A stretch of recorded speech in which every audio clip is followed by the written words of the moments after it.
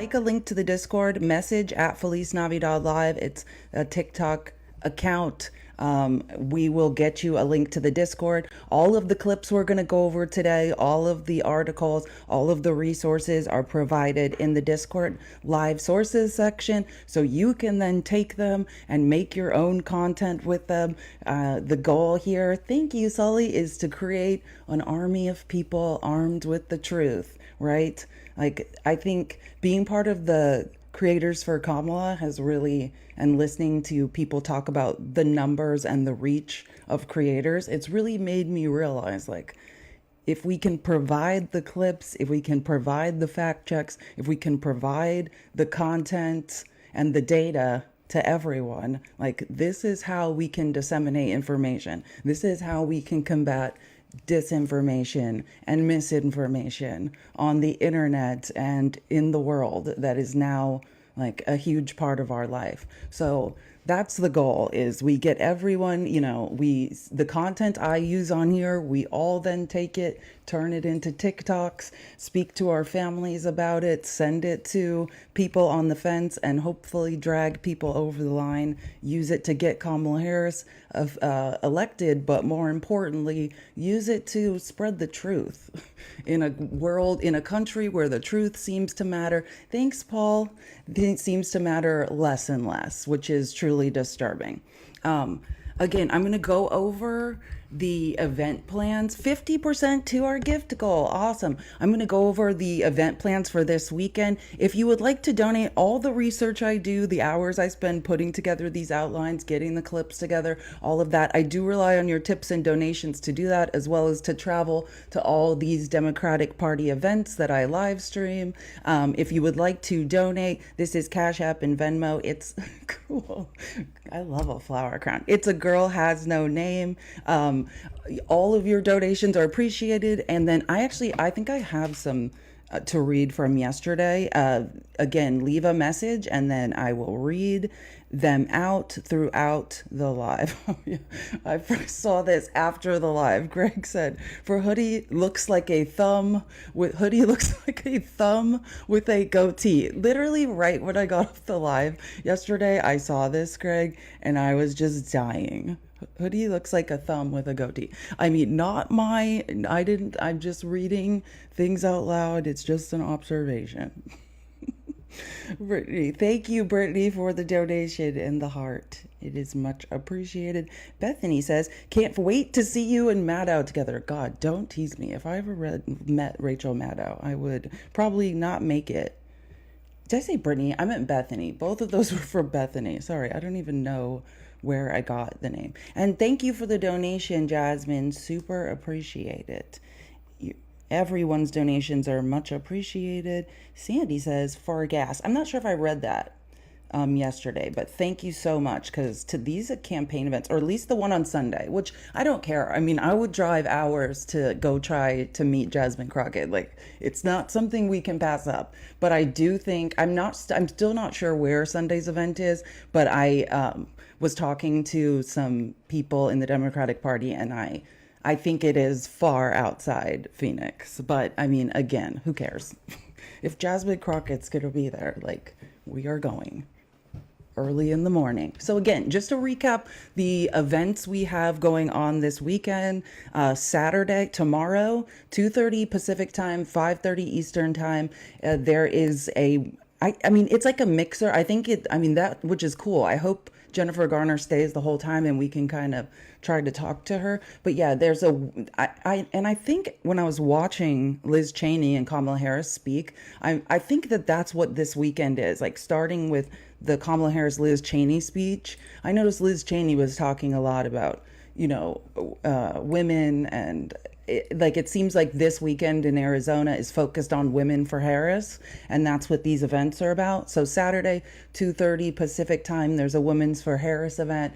Jennifer Garner is sort of leading it and speaking it.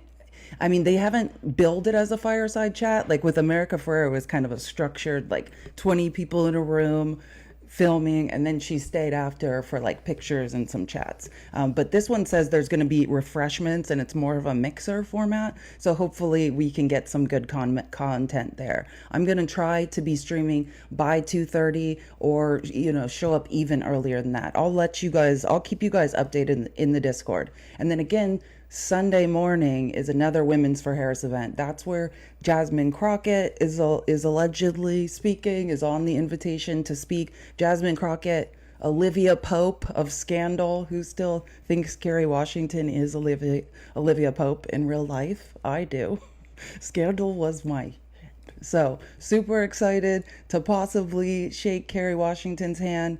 But Jasmine Crockett is obviously like the bucket list. Hopefully we can meet Jasmine Crockett. I was looking, because I didn't know about this event, Basically, I learned about it late, like Wednesday night. So basically Thursday morning, when it is.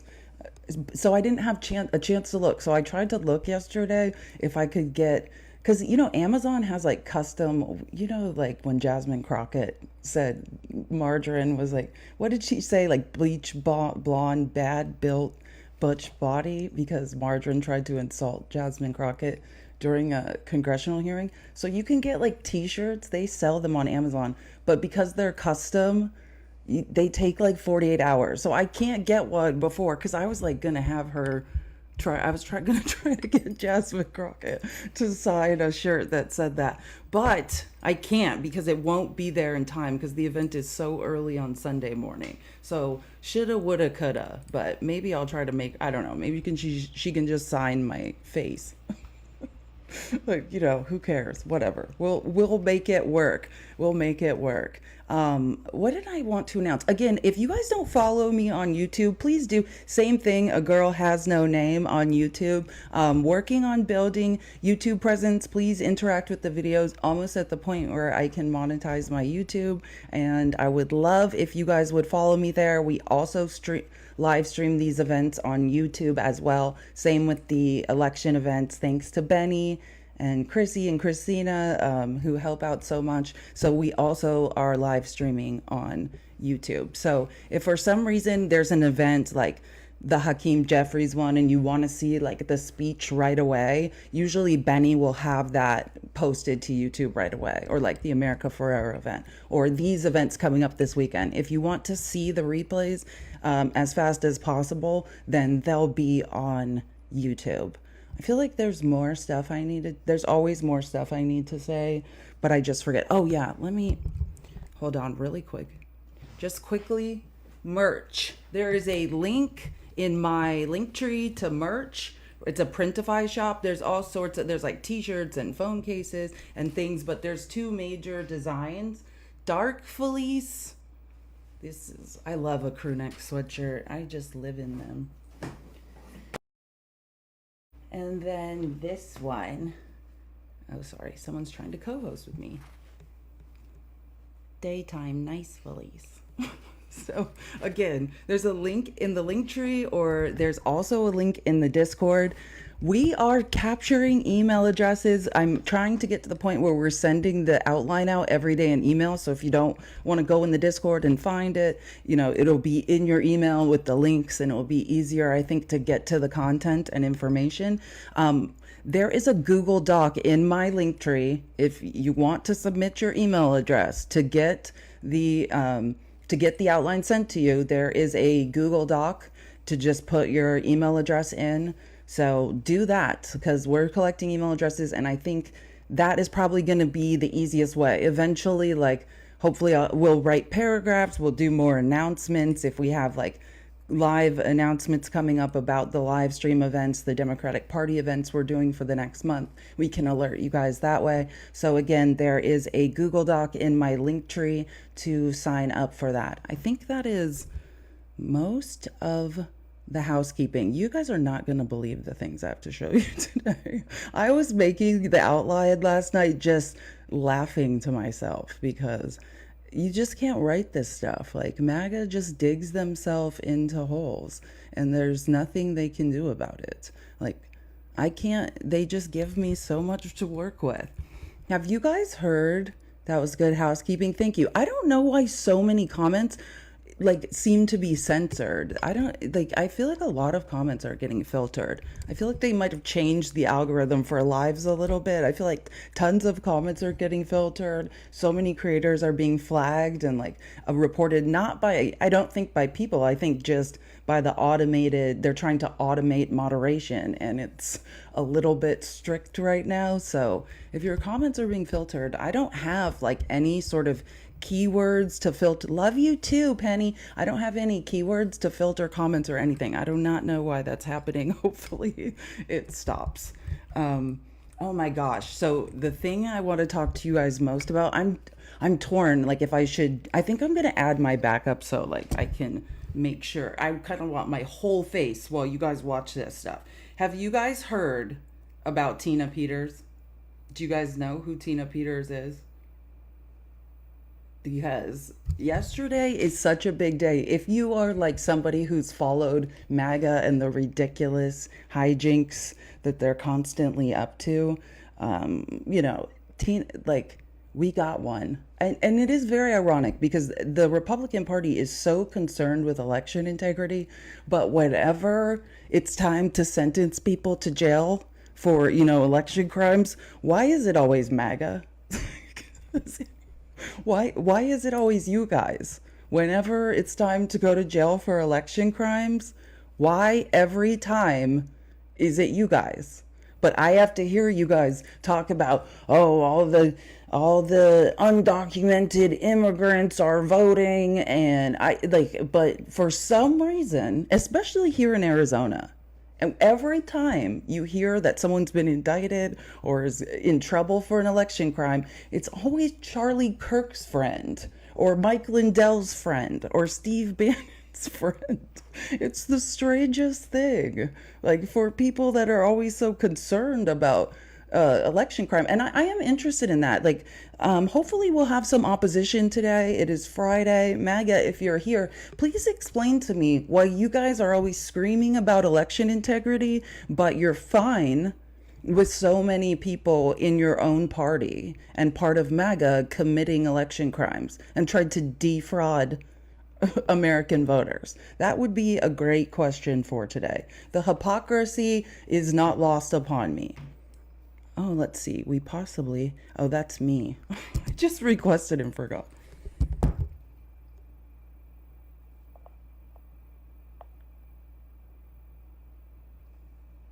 Okay. Cancel.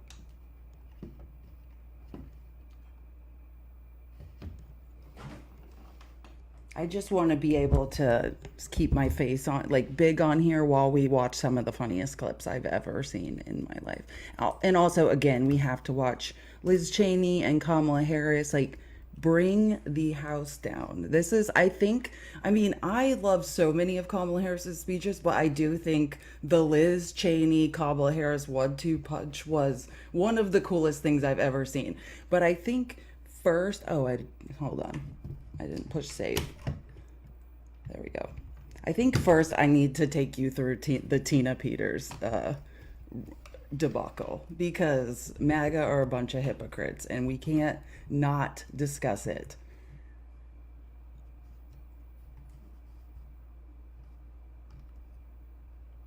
Oh wait, let me just, I think I might actually pull up the article really quick. While we do this, as long as I have my other computer. Let me pull up the outline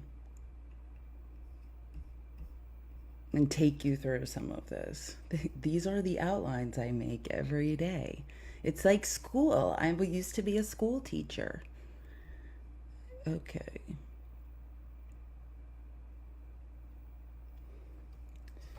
I mean, like, there's good. I also have a Washington Post right above this article in the comments. I also have a Washington Post one, but like, I don't think mainstream media always correctly covers MAGA stuff because they're not in the trenches, like fully understanding all of the BS and who these people truly are. And so like I talk about him all the time. Like I love Ron Filipkowski. Prior to him being like an editor for Midas Touch, he was he's a Republican. He's now a never Trumper. He worked for like the DeSantis, like Republicans in Florida, and then resigned. Was like a prosecutor, a lawyer there. He's pretty amazing. And like, if you don't follow him on X, if you are on X and can stand it, do follow him, because I think when I started, I used to watch Steve Bannon's show, The War Room, every day. I used to watch Charlie Kirk's podcast every day. I spent more time like on right wing media, probably for like from like 2020, 2021, 2022, when I was like sick and had nothing else to do. Like, and the only other person I knew that was really doing that and dedicated to it was Ron Filipkowski. So it's like, the way I understand who all these people are and how they all connect, and how like people just aren't understanding how insane it is what happened to Tina Peters yesterday. Oh, but you will understand because I'm going to explain it. But yeah, I would say Ron Filipkowski is that guy who knows MAGA like back to front, understands like how absolutely hilarious it is what is happening. Okay, so this is Mesa, Colorado. I mean, we do have a Mesa, Arizona, but this is specifically Mesa, Colorado. So this is a Colorado clerk. Like, I'm always talking about, I like, she had some.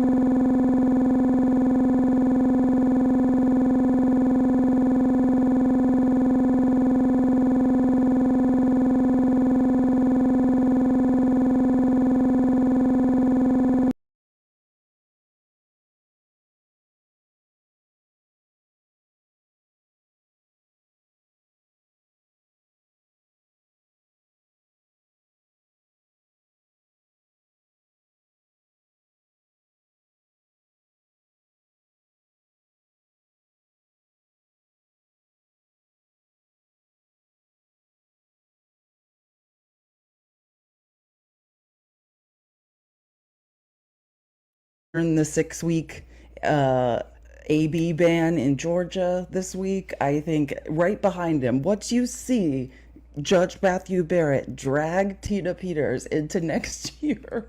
Like, I probably sat there for like 2 hours watching it over and over again. It just gives me chills. And even more ironic is the fact she's alone in that courtroom. Like, where's Donald Trump, who like praised her at Mar-a-Lago, like hosted her at Mar-a-Lago, and called her a hero for her election interference and helping him, tried to drum up false election fraud claims. Like, where was he while she was being sentenced yesterday? Where was Michael Lindell, who Tina Peters they were thick as thieves. Like, they said they were going down together. Where's Steve Bannon, who, oh, I'm sorry, in jail? The irony is, 2 years ago, these two were like thoughtin' and plotting on the War Room, Steve Bannon. And ironically, right now, she's sentenced to 9 years in jail and Steve Bannon is in jail. I don't know. Like, that is justice for you. And again, we are taking opposition. MAGA, if you at any time want to come up and tell me your thoughts and feelings and explain why you guys are always screaming about election fraud, but for some reason, it's always MAGA who's being convicted of it. We are interested at any point to hear your justification of this abject hypocrisy. So, Peters is a close ally and friend of Mike Lindell. And I'll show you, I found some clips just to show you that, and was carrying out her efforts to attempt to prove that Donald Trump won the 2020 election due to fraud with the voting machines, right? Despite being the person who facilitated, encouraged, and initiated Peters' criminal conduct, Lindell was conspicuously absent from the hearing and did not speak on her behalf. It is the weirdest thing. Peters was convicted by a jury. So she was convicted, and I talked about it, but I don't think people really are registering like what a big deal this is. So I'm hoping after I explain this and show you these unreal clips, like, you will get what a big win this is for actual election integrity. Not what MAGA talks about as election integrity, but holding MAGA accountable for the BS and the havoc they have wreaked in our local, state, and federal elections. So yeah, back in August, she was convicted by a jury of 7 of the 10 criminal counts against her. Um, Peters basically allowed access to confidential voter data to private individuals, okay, affiliated with Mike Lindell. You know, his like in election integrity investigators. She's letting people, she's basically like a county clerk or county recorder, and is giving people access to private voter data. Mike Lindell and his band of weirdos. Oh, it's Friday, Spin York. Are you here to just listen to what we're saying, and then you can come up and try to defend this and tell me, and with your cognitive dissonance, tell me why this is okay. I'm sure that you'll figure out a way to make this okay in your mind by the end. So this is what's really crazy. So one of these Mike Lindell weirdos, right, illegally entered the offices, like in the government offices, basically broke in. But the way Tina Peters did this is she like stole the credentials. You know how when you work in corporate America, you have a tag, then you like scan it to get into the office? And sometimes you forget yours and you like want a friend to let you into the office, and it's like, but you can't really give anyone your badge for too long, because if they take it and they do something with it, it looks like it's you that's committing a crime. So that's what Tina Peters did. She took the identity of an authorized software engineer, someone who was allowed to, have access to the voting machine data and things like that, like stole his credentials and gave it to, a Mike Lindell associate slash weirdo. Okay. And so the innocent person who the innocent, unbeknownst to this person's like identity who was being used was, and their identity was stolen, was under investigation for months. Like ruin this person's life because Tina Peters is a fraud. Like, just to give you, she basically framed someone whose life was torn apart. So and just to be clear, she is not repentant at all. Like, she showed up at Mar-a-Lago. She's like, one of these like warrior for Trump. Like, oh, I'm a martyr, like Trump. Oh, I keep committing crimes, but somehow in my mind, I remain a victim, even though I'm continuing to victimize people. In my mind, I will always be a victim. Just to give you a little preview of how bad this is, I am not kidding you. Like I said, I have never heard a judge drag someone, even convicted murderers. I've never heard a judge drag someone like this. And Tina Peters, I swear on my life, to defend herself and try to say like, oh, I can't go to jail. This is like, rich YT woman, like only a rich YT woman, like someone who's known pure privilege their whole life. She starts saying that she sleeps on a expensive magnetic mattress that she will not have access to if she is remanded to custody. So therefore, because she needs her expensive magnetically charged mattress, she cannot, in fact, serve her prison sentence. Which makes me, it's like, just hearing that like is so shocking. So I'm like, it kind of explains to me how this judge, I've never heard a judge be like, you are disgusting.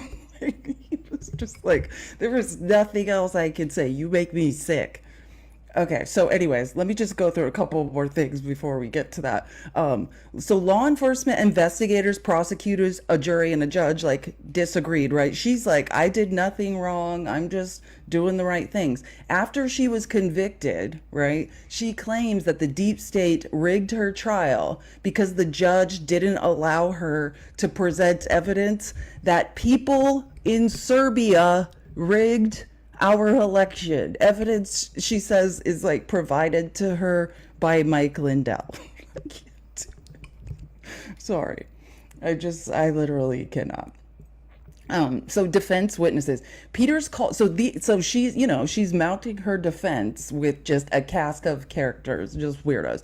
Peters called a pastor from California as her first witness, who asked the court to sentence her to a program run by a church, right? This is like, at this point, like, she's guilty, right? But it's like she's trying to deter herself from going to jail. So first she calls like a MAGA pastor, says that she should be, that the court should sentence her to a program run by a church. He likely annoyed the court by weaving into his plea the suggestion. So this like MAGA pastor is supposed to be saying like, oh, this is something she can do in lieu of prison, and then makes it political and starts saying she's unjustly convicted and only prosecuted for political reasons.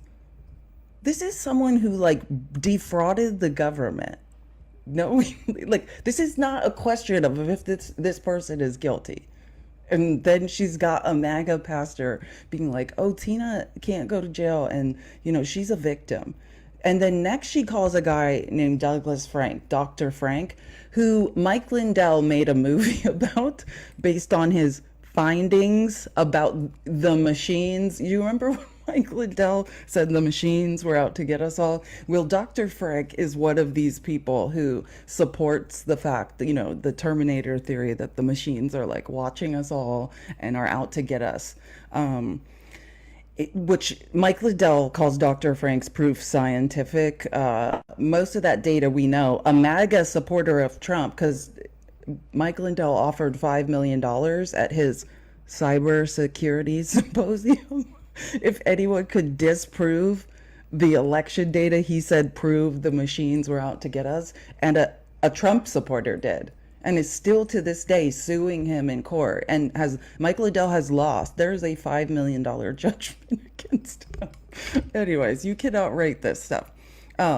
So anyways, he likely did, so Dr. Frank likely did Peters no favors by defiantly suggesting, okay, so they're bringing like MAGA crazy after MAGA crazy up, defiantly suggesting, that Peters was a patriot and that officials with the state government are to blame for the entire case, for her breaking in, stealing voters' personal data. The state government is to blame for that, and are covering up their own misconduct. So her witnesses are like berating the prosecution. The judge interrupted Dr. Frank at one point and made it clear that he could continue to make that argument, but it wasn't helping. The judge is like, you need to stop now with this BS, right? So then Dr. Frank concluded by saying that the whole case should be thrown out. Like, I need you guys to keep in mind, she was already convicted, right? This is like so Alex Schroeder, testified next for Peters. He was a former clerk in another county and current county commissioner. He claimed there was a government conspiracy in Colorado to prosecute Tina Peters, to send a message to try and intimidate other clerks around the state to keep them from, I guess, breaking into voter machines, to keep them from coming forward with evidence of fraud. Which, again, she didn't have any evidence of fraud.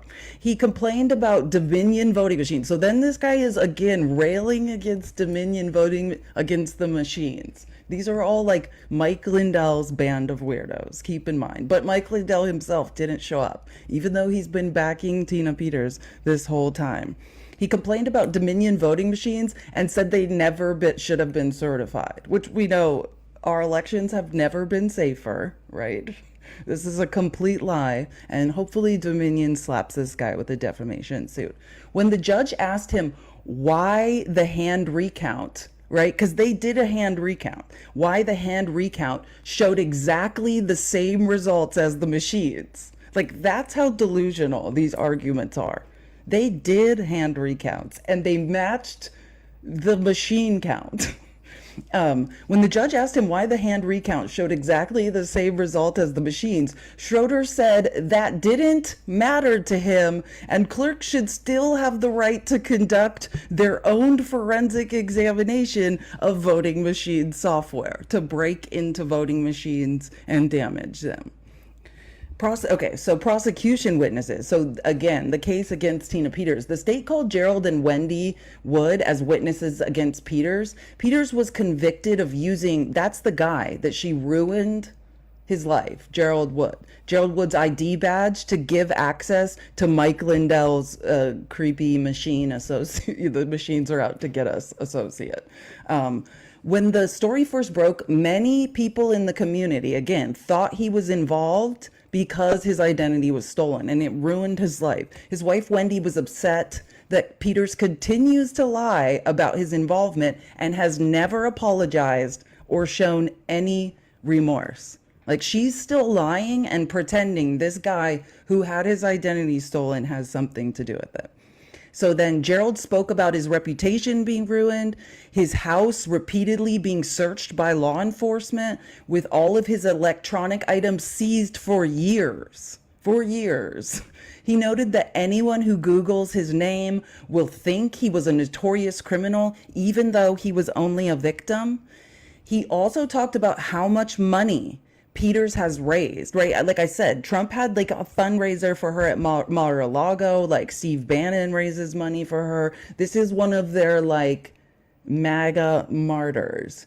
He talked about how much money she'd raised and continued to take in from Give, Send, Go, and books deals off the case and media appearances, etc.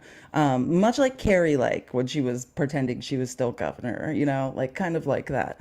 While she continues to appear on right-wing podcasts to make solicitations.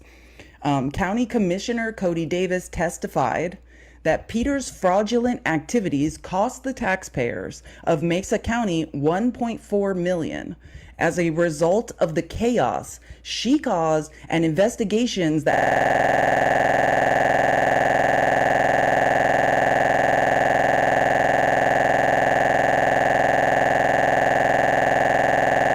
every single day. We tax-paying citizens are paying for MAGA to distort and spread misinformation and disinformation and commit crimes as it relates to our local, state, and federal elections. That's who's paying for it ultimately. Remember, to straighten this stuff up, our taxpayer dollars have to, or what's paying for that.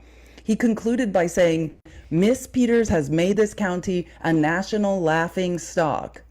The testimony of former Republican Congressman Scott McInnes was especially devastating. So he recounted how Peters turned off her office's security cameras late on a Sunday night and hacked election office computers with an outside person unauthorized to be in there. It's giving Sidney Powell in Georgia, right? It's very much giving Sidney Powell in Georgia.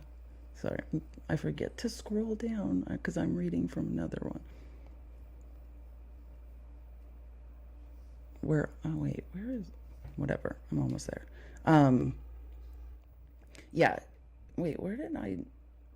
They're a laughing stock. She hacked the cameras late on a Sunday night, hacked the election office computers with an outside person unauthorized to be in there. He said that she never once went to any state investigator or law enforcement about her theories. So it's like, oh, you think you have the right, just to give a clear thing, it's not like she's telling law enforcement or actual investigators that have the right to investigate. This is something she says she had the right to do completely in secret with Mike Lindell and his band of MAGA weirdos.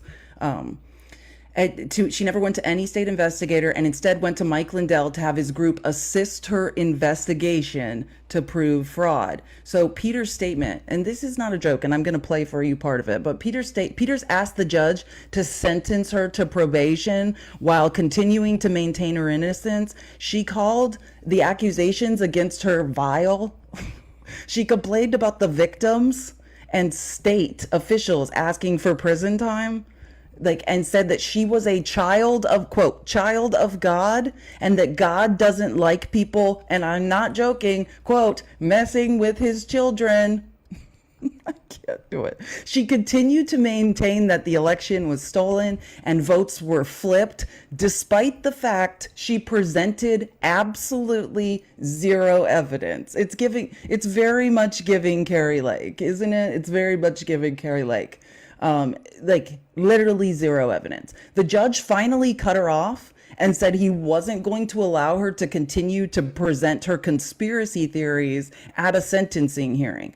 At one point, the judge, I wouldn't say at one point, I think the judge was pretty irate the entire time, got a little upset after Peters challenged him to read reports that she submitted about fraud. He told Peters that he did read them. Peter seemed surprised and then remarked that she was glad he read them because that meant he must agree with her. The judge scolded her not to claim that he agreed with her theories when he never said that. Peters then said she has to sleep on a special magnetic mattress because of a car accident, so she should not be sentenced to prison because they don't have those mattresses in prison.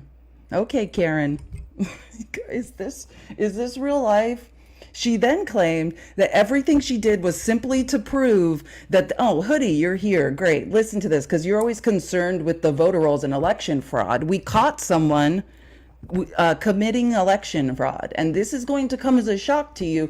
It was MAGA, and she's going to prison, Hoodie. So I'm sure you're here to hold her accountable, since election integrity is so important to you, and we have to listen to you talk about it every day and accuse immigrants and minorities who want to register to vote but don't have permanent addresses, like they're committing crimes.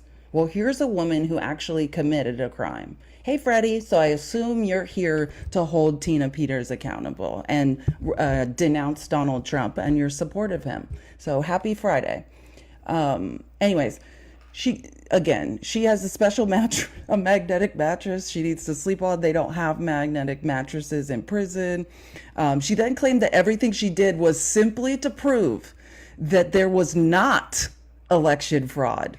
So do you understand, like, the mental gymnastics we're at now? So then at the end, she's saying, no, I wasn't trying to prove there was fraud. I was trying to prove there was not election fraud. And she was just trying to reassure people who thought that there were. Do it. This seemed pretty preposterous since she was the one of the leading voices in the election fraud conspiracy. I'm telling you, I'll show you some clips. Like, this is someone regularly with Mike Lindell, Steve Bannon spreading a bunch of election fraud lies. So at the end, though, she's saying, oh no, you guys have it all wrong. Even though during this trial, I've been trying to prove there was election fraud. I was actually trying to prove there was not. And everyone was just saying there was, and I was just trying to reassure people. Oh my God, I can't. Peter said if the judge put her on probation and ordered her to stop talking about the 2020 election, she would be willing to do that. Judge Barrett obviously disagreed. He said Peters remained defiant, which is her right, but certainly not helpful. He then said that her lies were well documented, and I'm convinced if given the opportunity, you would do this again. He said it was obvious to him that she craves attention and fame, loved being flown around the country on private jets by Lindell, and, quote, never took her job as clerk seriously. Barrett said Peters was, quote, no hero, you're a charlatan. Okay, so I just want to make sure I give you the background so when I start showing these clips, it makes sense.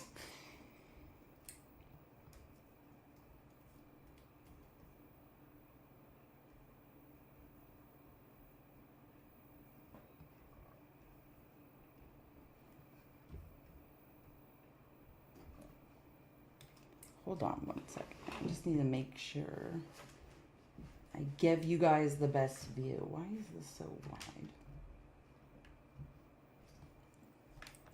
Let me pull up the outline so I can tell you guys what number we're on. So this is the Tina Peters is fucking around and finding out section. And again, I always start at the bottom of the sections because that's just how my brain works. So we are on number 7. So this is, whoopsies, just scrolled up. So this is, where did I just go here? Okay, this is number 7. This is Mar-a-Lago in 2022. Let me make sure the volume is up. This is Mar-a-Lago in 2022. Like I said, Trump was always saying she's a hero. Trump called Tina Peters a rock star, praised her work investigating his false election claims and said he would look at endorsing her. Peters, yeah, so again, this woman was just sentenced to 9 years in prison for election crimes. So that's the great news, MAGA. You guys are so concerned with election integrity. We're finally catching the criminals. It just is weird that it's always MAGA who is committing the crimes.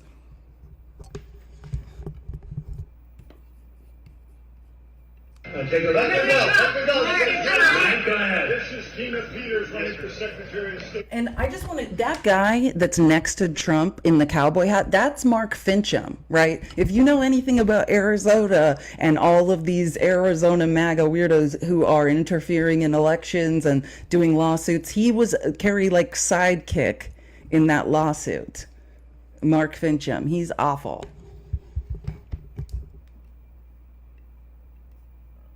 Take a look.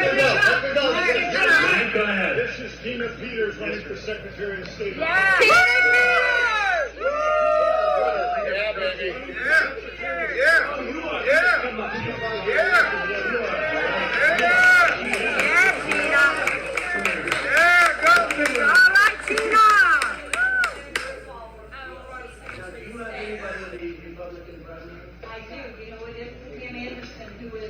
Not a deep man.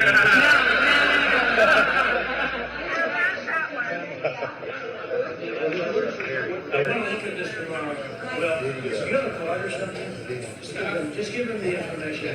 This is a rock star. right. This is a rock star.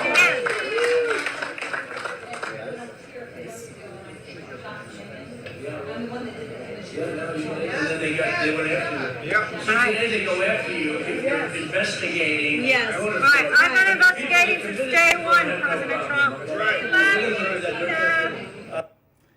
He's saying they go after you if you're investigating. So I just want to take you guys back to 2022, if you remember. Remember 2022, Trump had lost in 2020, was refusing to leave politics. 2022 were all these huge midterm elections. This is when Carrie Lake was saying she was the governor of Arizona because of voter fraud. And remember, Carrie Lake was like basically living at Mar-a-Lago because Trump wanted to surround himself with other people who were making false claims about election fraud. So it, because it made him feel better about losing the 2020 election.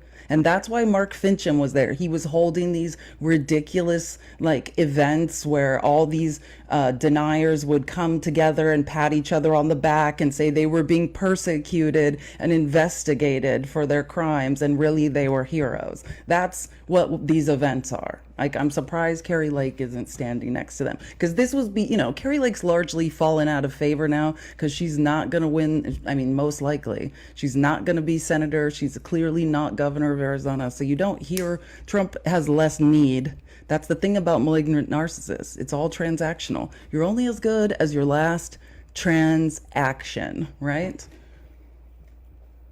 Okay, so again, Lindell tells Bannon, this is in 2022 too, also, right? So this is Lindell talking to Steve Bannon, that his phone seizure is related to the Tina Peters. Remember when the FBI, was it at a Wendy's or a Carl's Jr., stopped Mike Lindell and seized his cell phone?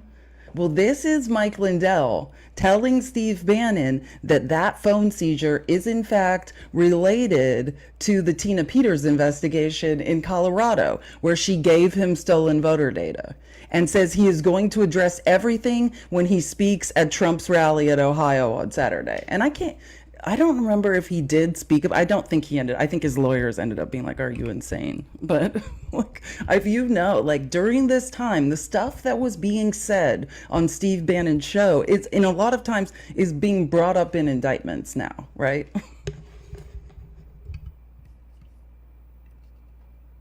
Going to be with at the president, our real president's rally in Ohio on Saturday. I'm going to speak there about this. Now we have a unique opportunity, everybody, to spread the word, get the word out. Maybe, Steve, that just once that the media would go, hey, Mike, why did they do this to you? Could it be because I have all the evidence and because I want to get rid of voting machines and electronic computers in our elections? I mean, there's a reason they're doing this. I didn't do anything wrong. Of course you did, but here's the beauty. One of these people is in jail, and another one is actively under investigation. And that, again, this is him admitting in 2022 that the election data that Tina Peters stole, had no business accessing, stole an unauthorized software engineer's credentials to give to a Mike Lindell weirdo associate to illegally gain access to voter data. And Mike Lindell is dumb enough to be on Steve Bannon's show in 2022 being like, yeah, I have it. Oh MAGA, you can't help, they can't help themselves. You know what I'm saying? Guys, like and share the lives. Again, all of these clips are in the Discord. If you need a link to the Discord, every day I do this. I am trying to we're trying to create an army of people armed with the truth. If you need a link to the Discord, message at FeliceNavidad.live. It's a TikTok account. Send a message to it and say, I need a link to the Discord. If you're in the Discord, all of these outlines, everything I go through is in the live sources section. I think we should all make several videos about Tina Peters and Steve Bannon and Mike the Pillow Enthusiast after this live. And again, I do rely on your tips and donations to keep my research going. This is what I do, as well as covering all the election events lead for the next month. So this A Girl Has No Name is Cash App and Venmo. If you would like to donate, I will read your messages periodically throughout the show. Okay, now on more. So again, this is Tina Peters, and who? Isn't this ironic? It's very ironic. Who just spent a night in jail after being indicted. So this is right after they indict her. She spends the night in jail for 10 counts of attempting to tamper with county voting machines to help Lindell prove the voter fraud. Again, this is 2022. Complained about how horrible the food, lighting, mattresses, and cellmates were in county jail. So again, this is the same woman that yesterday at her sentencing says she can't go to jail because she has a special magnetic mattress that they do not provide in jail. What were the thoughts in your mind that night when you went to bed? Well, unfortunately, I didn't go to bed. They keep the lights on 24/7. They have it, you sleep on a 1-inch plastic mattress with no pillow, no sheet, just barely covering up with a blanket. And in my case, there were 5 other women in this particular room that I was in.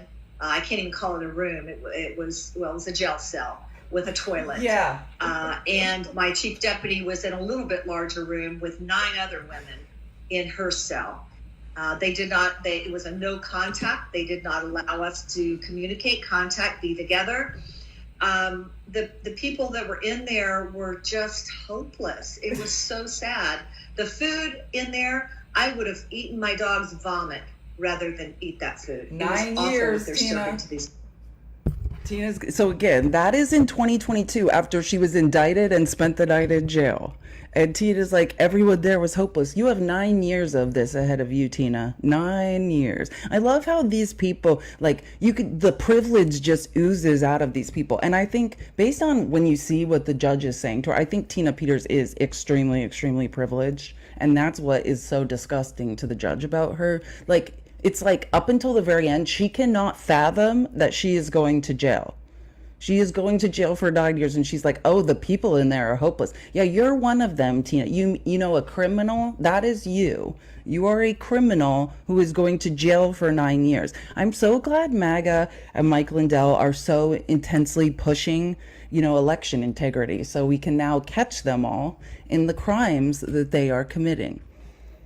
And again, this is just a screenshot, which I thought is great because Ron Filipkowski pointed out 2 years after this interview, they are both in prison, right? Steve Bannon is currently in prison. These people are proud of talking about spent after the 2022 midterms, when all the Kerry Lake voter fraud claims were going on in Arizona, when all the claims were going on in Mesa County in Colorado, and all over the swing states particularly, right? There were claims of voter fraud everywhere that were unsubstantiated and not true.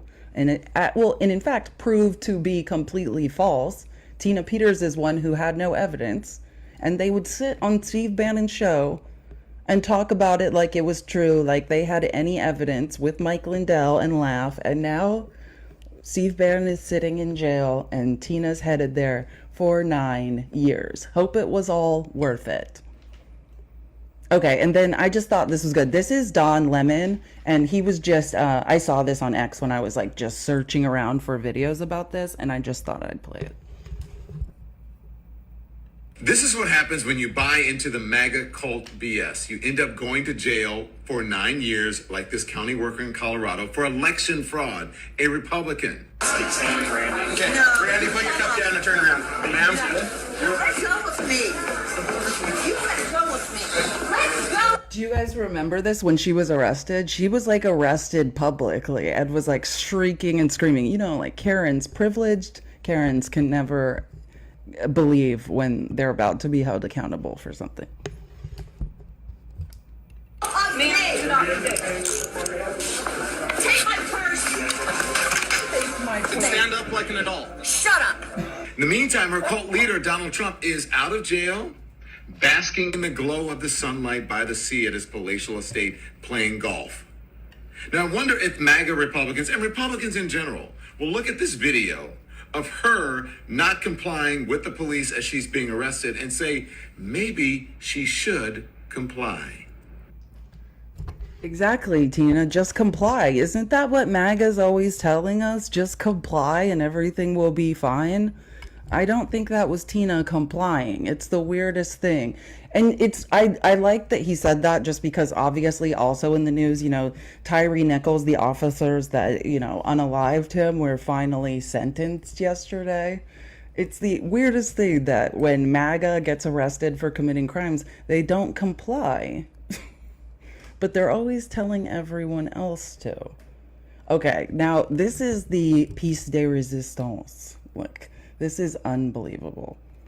Okay, so let me make sure that I know it. Yeah, so I'm going to play this one first, because I think the order is opposite, but I just think it's more apropos this way. So this is 3 minutes of, and like I've said, I've never seen a judge admonish somebody like this. This is the craziest thing I've ever seen. This is a judge holding Tina Peters accountable and basically telling her off in court. And after this, I'm going to play for you Tina Peters and, you know, doing the whole, I can't go to jail, I need a special magnetic mattress, and they don't have them in jail. Like, because I just think it shows you why this judge cannot stand this woman.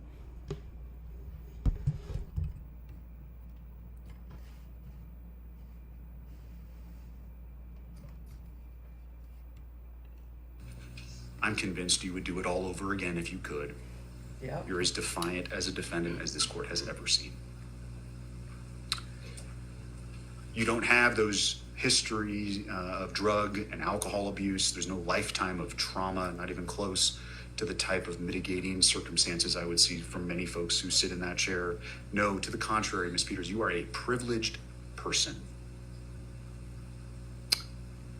You are as privileged as they come. And you use that privilege to obtain power, a following, and fame.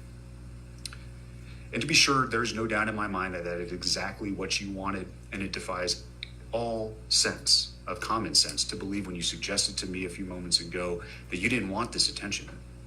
No, you crave it, ma'am. And there is no one in this courtroom who would consider that to be anything other than the absolute truth. What? But to get to the point of what it is that you did here, it's my impression distinctly that you never took your job of clerking particularly seriously. You didn't complete the certification. One scandal after another followed you in your time as the clerk. And ultimately, it was a belief that the echo chamber in which you live couldn't be wrong, among other things, that led you to do what you did here. This thought process, unfortunately, seems to consume so many in our country, regardless of race, gender, political affiliation, or the like, that what it is we hear and think can't possibly be wrong.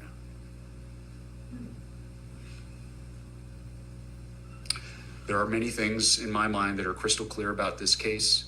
You are no hero, you abused your position, and you're a charlatan. who used and is still using your prior position in office to peddle a snake oil that's been proven to be junk time and time again. In your world, it's all about you. But at bottom, this case was about your corrupt conduct and how no one is above the law. No one in this country has absolute power. Your position as a clerk and recorder, a constitutional position, does not provide you with a means by which to do your own investigation, to not listen to the judiciary, to not listen to the executives higher than you, to not listen to the legislature who sets the law as it may be. This is nonsense.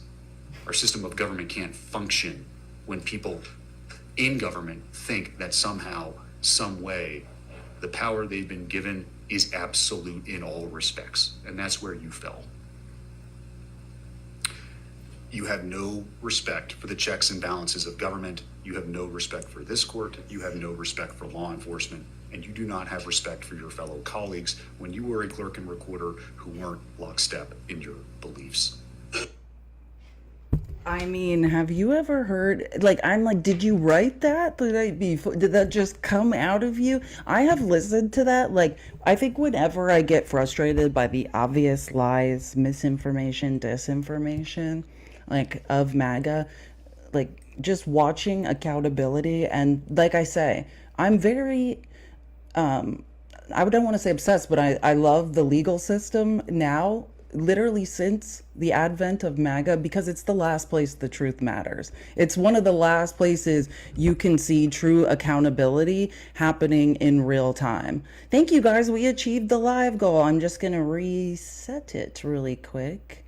And anyways, it's the last place you can see accountability, see people who are trapped in their own delusions and in MAGA delusions, in Trump's delusional lies, be held accountable. And this is number 2 in the Tina Peters is effing around and finding out section. I think we should all use this clip, spread it, send it to family members. This is, you want to talk about, if MAGA wants to talk about election integrity and holding people accountable for voter fraud, this is it.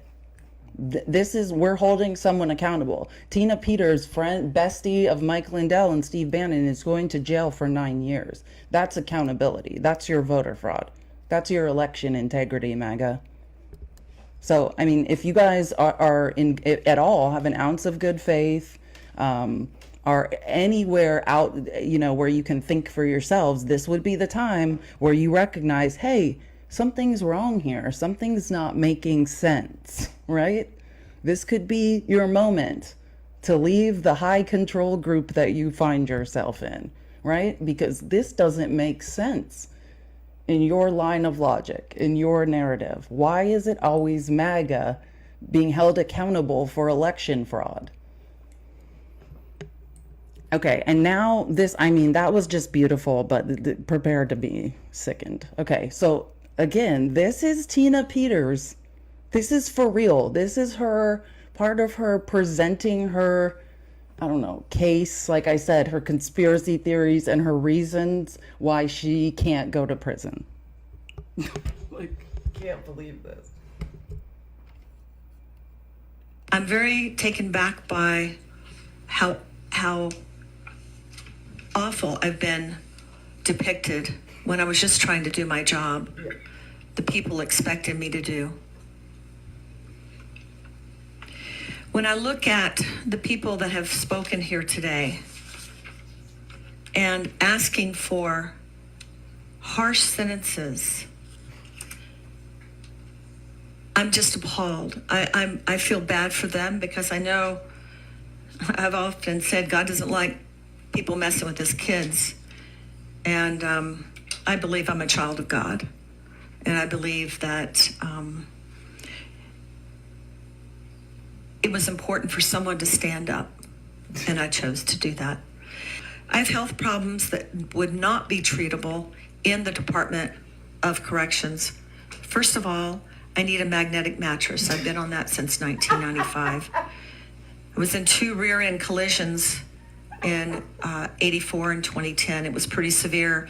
I was diagnosed with fibromyalgia. I don't know if you can zoom in a little bit, and chronic fatigue as a result. And I had to stop working for the airlines in 1995.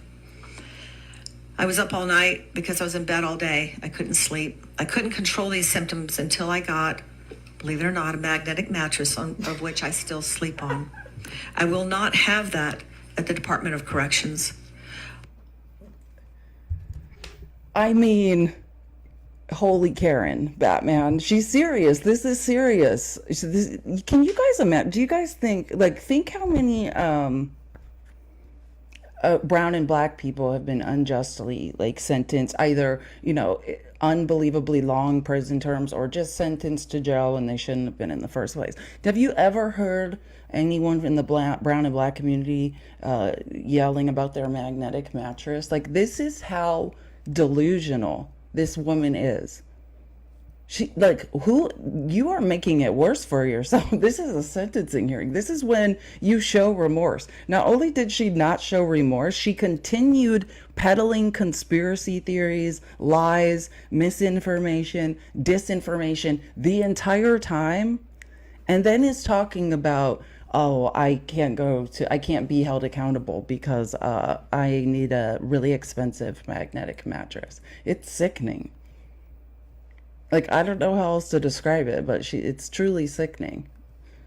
And that's why I wanted you guys to see this, because that's what happened. Bestie of Steve Bannon and Mike Lindell. And I think this is our most clear cut and dry case of someone committing election fraud, voter fraud, clearly violating election integrity, and is now going to jail for 9 years without her magnetic mattress. Tina Peters, everyone. Steve Bannon loved to have her on the show. Now Steve's in jail, right? Tina's going to jail. Maybe they can write letters to each other from jail, right? And in this 165-page Jack Smith court filing where he's giving all his evidence and saying, hey, this is not stuff that was done by President Trump. These are acts committed by private citizen Trump, candidate for president.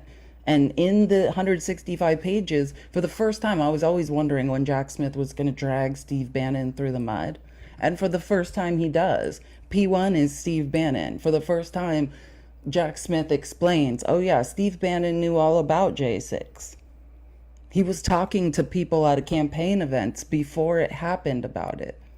And what Trump was going to do, even before the election, that Trump was just going to declare himself the winner because they had a window, because Trump had more in-person voters. And there was going to be a small window where they knew that it would look like Trump's ahead. But then because everyone voted by mail because of the pandemic in 2020, and then when the mail-in ballots started being tabulated after, they knew that Biden was going to win.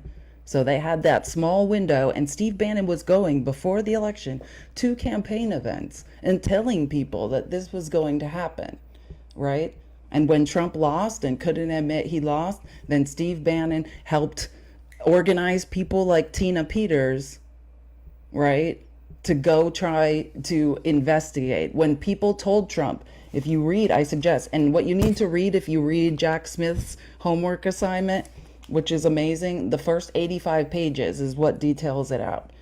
And that's basically what it was. People told Trump from the very beginning, over and over and over, right? They had the DOJ doing investigations. They had the states doing investigations. They had 2 external auditing firms doing investigations, trying to find the so-called voter fraud that Trump wanted to be found. Everyone found nothing. There was no outcome determinative fraud. And Trump was told that and said, that doesn't matter. That's not the point. Whether you won or lost, you still gotta fight like hell, right? And this is part of the misinformation and disinformation campaign. And now Tina's going to jail. Sorry. I'm happy that we're holding Tina accountable. She needs to be held accountable. And then I think what we want to do, Trump had an absolutely wild. I think the Liz Cheney and Kamala Harris triggered Trump pretty bad, right? That they were going to be speaking. So what I want to do is show you some clips. Liz Cheney and Kamala Harris were in. I don't know. Someone from Wisconsin is in here. Is it Ripon or Ripon? That's the birthplace of the Republican Party. And they held like a Republicans for Harris event where Republicans who are part of this coalition, were speaking and gathering in Wisconsin. And it turned out to be a dragging of Donald Trump. Like basically specifically around J6 and Donald Trump being unfit to be president. It gives you chills to listen to. So I want to show you guys a couple clips of just how crazy this was. Well, if you ever told me we'd be in a coalition with Liz Cheney, but whatever it takes, like all we all have to do is vote together and then we can hash the rest out later. But this is a coalition of people dedicated to conserving democracy. If you watched like the hashtag was being used, country over party, the Trump campaign was trying to like play all of these clips of Liz Cheney in 2020 dragging Kamala Harris, and Liz Cheney is just like, you don't get it. Like, this is a coalition, country over party. I don't care what I said then. This is about preserving democracy. So again, okay, this first clip is just people cheering for Liz, which was pretty amazing. I can't explain to you the excitement of this crowd. But I'm going to start on clip 15. Cast my first vote ever in 1984 for Ronald Reagan. I served in the State Department in both Bush administrations, and I served in the United States House of Representatives for 3 terms, including as the 3rd highest ranking Republican in House leadership. So,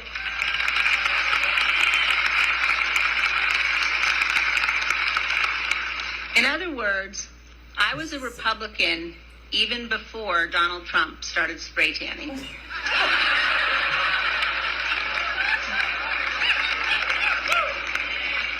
I am a Ronald Reagan conservative. I believe in limited government. I believe in low taxes. I believe in a strong national defense. And I believe that the private sector is the engine of growth of our economy. I believe that the family, and not the government, is the most important structure in our society.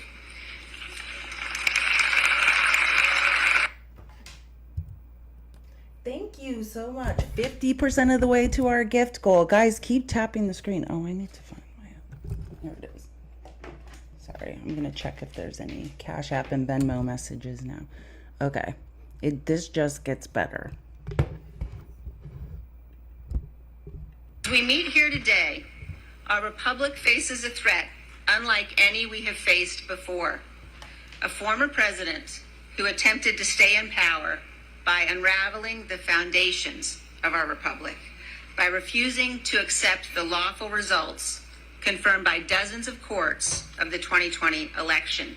We cannot turn away from this truth.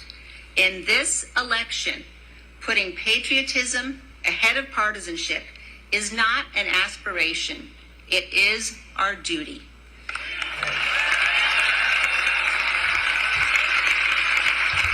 Patriotism ahead of partisanship. And she is right when she's saying, I've never disagreed with someone more than Liz Cheney, on general values. I mean, I do think she's moved to the left. I think the best thing for a lot of these conservative Republicans is seeing what Donald Trump is doing and then watching them sort of shift left a bit. But again, this is what happens in democracy in other countries. There's 6, 7, 8 parties, and then people that don't necessarily agree, don't share the same political beliefs, band together to form a coalition, right, to win an election. And I think this is the first time where it's just so pronounced that we have such a huge range, a spectrum of political beliefs in this coalition, and everyone is committed to the same thing, right?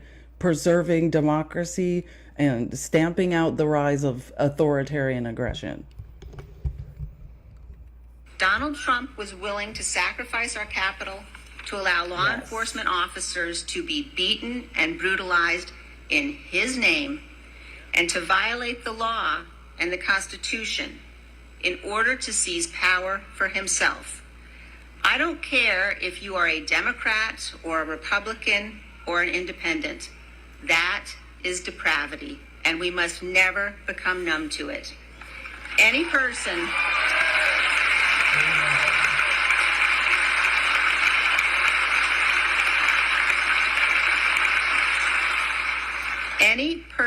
who would do these things can never be trusted with power again. We must defeat Donald Trump on November 5th.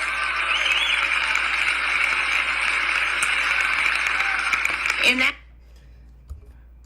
Preach, Liz, and I put this in here to note, right? Because it's always you got to watch what Fox is doing, and they did not carry Liz Cheney doing this, which is not surprising because Fox is just a shill for Donald Trump, and of course they don't want to see the most Republican of all conservative Republicans very plainly spelling out that Donald Trump, for what Donald Trump did on J6.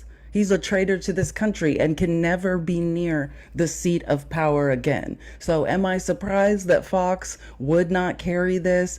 Absolutely not. I know. What is Fox? Great question. What is Fox going to do when Trump loses? That will be interesting to see. But sometimes they do carry stuff, but certainly not Liz Cheney, right? Dick Cheney, the most Republican of all Republicans since Ronald Reagan. Like, denouncing Donald Trump. And this just gets better and better. Like, even when Kamala gets up and starts denouncing Donald Trump, and Liz Cheney is just standing right behind her like, that's right.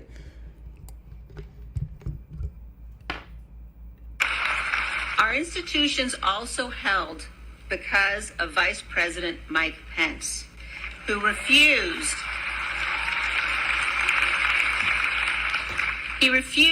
to violate his oath to the Constitution. And that is why Mike Pence is not Donald Trump's running mate today. Instead, J.D. Vance is on the ticket. Vance has said, that's true.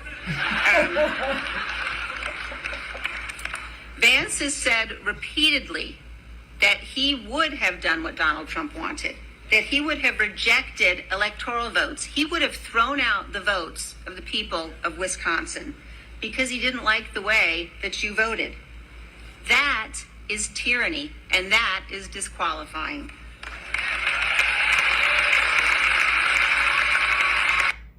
And again, I'm just going to make this point to not to drag on Couch Boy. I mean, I do it. I pretty much do it for a living. But Couch Boy is so disturbing. What we saw in that debate from J.D. Vance is so disturbing. There is no lie he is not willing to tell.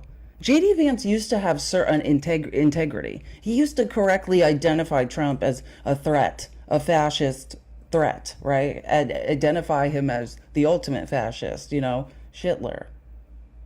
And now J.D. Vance is in that debate lying as much, if not more, than Donald Trump. And keep in mind, J.D. Vance is 40 years old, or maybe 41, I don't know, but right around there. He's extremely young, right? The way we used to be worried about DeSantis, we need to be worried about J.D. Vance, right? He's extremely young. He is backed by the endless pockets of Peter Thiel, a South African billionaire raised in apartheid, who believes in deregulated government and the purge. And he's going to be around forever. He does not have Trump's baggage. This is not a 34-time felon, right? J.D. Vance is someone we need to be very concerned about. And yeah, if there's a pathological lying competition, then Trump and J.D. are number one, right? But you can't win a debate when you pathologically lied the entire time. That's not the point of debate. Second President John Adams put it this way. Oh, this is good. On the first night he ever spent in the White House, he wrote a letter to his wife Abigail. And his letter included a prayer that is so special, President Kennedy had it engraved in the mantelpiece in the state dining room in the White House. And in his letter, he said this: "May none but honest and wise men ever rule under this roof." Now, I'm confident, just a second, I am confident that John Adams meant women too.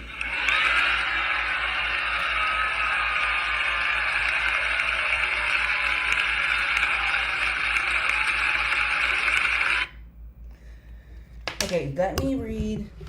For Dr. Brandy Lee and other psychologists evaluated Trump. Oh, is this an article?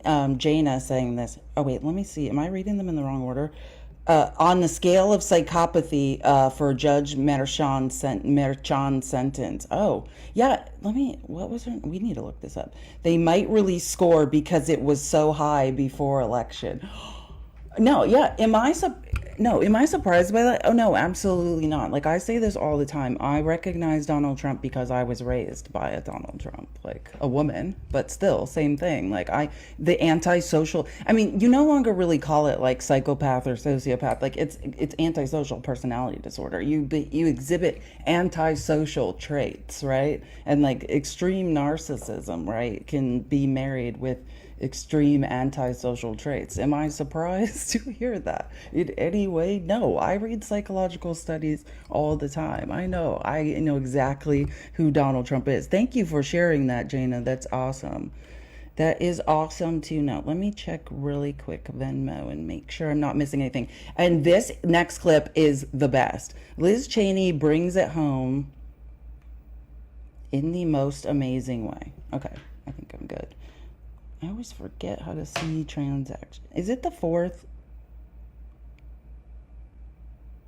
Yeah, I think that was yesterday. Where can I find this to read? Thank you. You are fantastic. Thank you, Melissa. If I didn't, I think I read that though yesterday.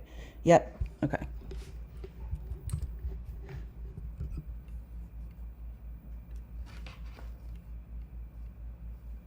In this election, a broad coalition has come together to support Vice President Kamala Harris. Now, we may disagree on some things, but we are bound together by the one thing that matters to us as Americans more than any other, and that's our duty to our Constitution and our belief in the miracle and the blessing of this incredible nation. We have a shared commitment as Americans to ensuring that future generations live in a nation where power is transferred peacefully, where our leaders are men and women of good faith, and where our public servants set aside partisan battles to do what's right for this country. So today I ask all of you here and everyone listening across this great country to join us. I ask you to meet this moment. I ask you to stand in truth, to reject the depraved cruelty of Donald Trump. And I ask you instead to help us elect Kamala Harris for president.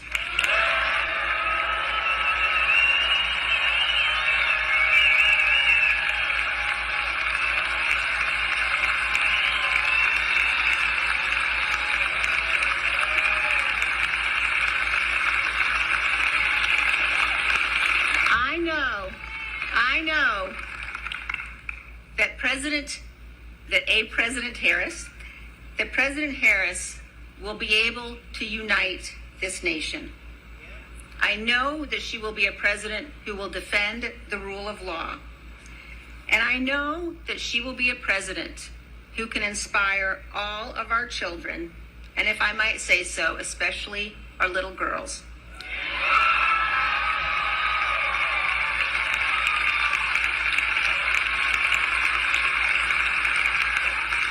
to do great things.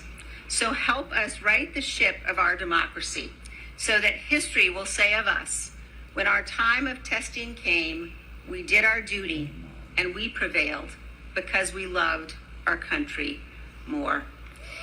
And now... Amen. And that's true. That's true. Like, that is what MAGA is truly going to have to contend with. History will not remember you well. No matter what you do, history will not remember what you are doing well. When you are fighting for people to lose rights, when you are fighting for oppression, for isolationism, for fear-mongering, for bigotry, history will not remember you well. And that is something I tell myself literally every day. So, okay, and I just want to play, like, this, Kamala Harris didn't speak long, but she said a few things that were just pretty remarkable. Let's see, I think this is, hold on. And now it is my great honor to... Yeah, let's listen to just a couple clips of Kamala. Just dragging Trump. I mean, I was even shocked. Like, it's basically, she just comes in and she's like, yeah, here, Trump's unfit to be president. I do want to say a bit more about Liz Cheney. You all know her leadership, and she has obviously and so importantly been a leader for the people of Wyoming, but she has also been an extraordinary national leader and has served with great honor.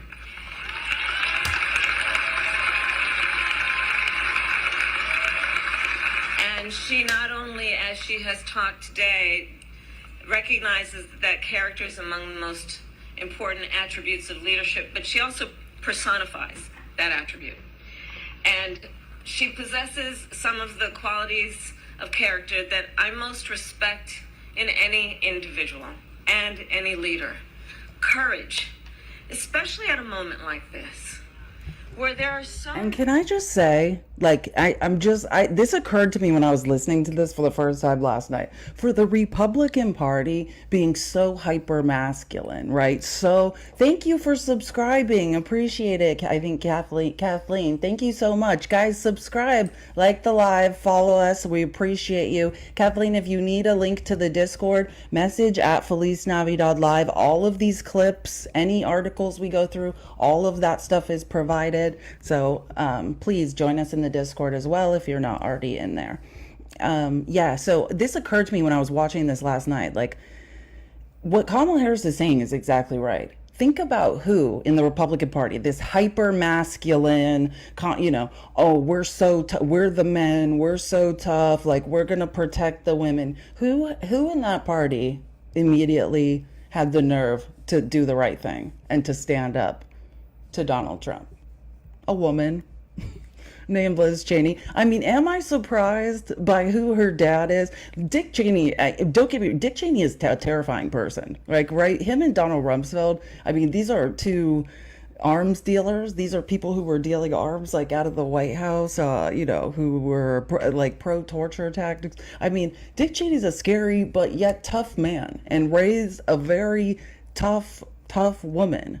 And think about how many men in the Republican Party folded like lawn chairs to Donald Trump, right?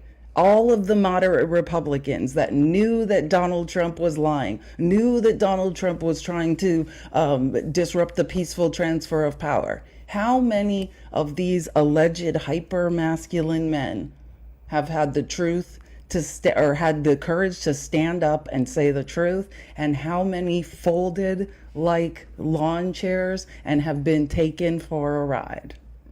Think about it. Liz Cheney is a badass. And I will say this again, and this is why I'm so defensive of Letitia James and Fani Willis and, Chris Mays in our state, who's our attorney general. There's a lot of strong women who seemingly have the courage, when men have lost it, to stand up to Donald Trump, right? And that's what we're seeing here today. And that's what I give Liz Cheney credit for. I disagree with a lot of her politics, but when nobody else would, when they were all terrified, Liz Cheney said, "Not today, Donald, you weirdo." And I will never forget that.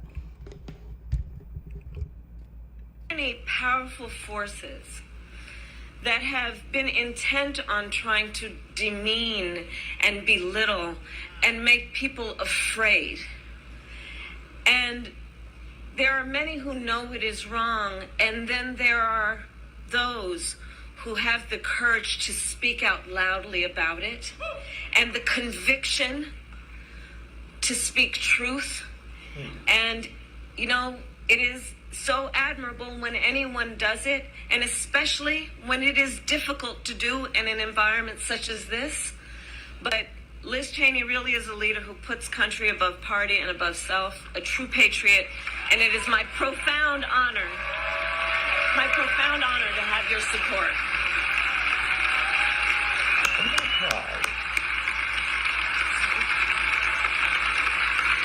Sorry, I think she said it well. Like, that's the bottom line. When push came to shove and when it mattered, Liz Cheney did the right thing. And history will remember her well for that. And all of us. And I'm proud to fight alongside all of you. Okay. It just gets better. And your words today and the reason we are all here today, I think really do underscore perhaps one of the most fundamental questions that is facing the American people in this election. Who will obey that oath? Who will abide by the oath to preserve, protect, and defend the Constitution of the United States of America? I have had the privilege.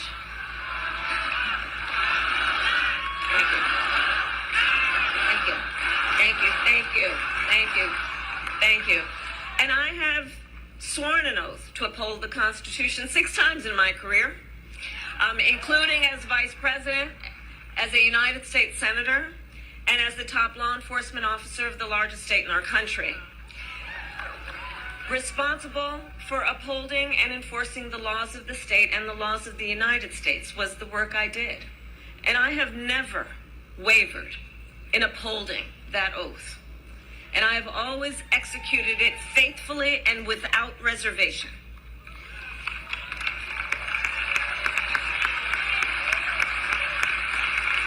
And therein lies the profound difference between Donald Trump and me. He, who violated the oath to uphold the Constitution of the United States of America. And make no mistake, he who, if given the chance, would violate it again.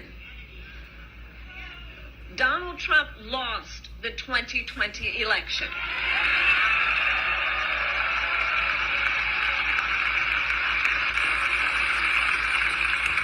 And as you have heard and know, he refused to accept the will of the people and the results of an election that was free and fair. I just love Liz Cheney standing behind her. I didn't realize I didn't have it in frame. Like, Liz Cheney's just like the watch. Like, yeah, that's right. And Kamala just goes off during this. Like, I've never seen her. This is the most plainly she's ever spoke about it. Like, I just think, like, what a powerful duo. And if it's gonna take women to stand up and say, like, we're not doing this, we're not going back, then so be it. Anyone who has actively and violently obstructed the will of the people and the peaceful transfer of power, as Donald Trump has. Anyone who has called for, I quote, termination of the Constitution of the United States, as Donald Trump has, must never again stand behind the seal of the President of the United States. Never again.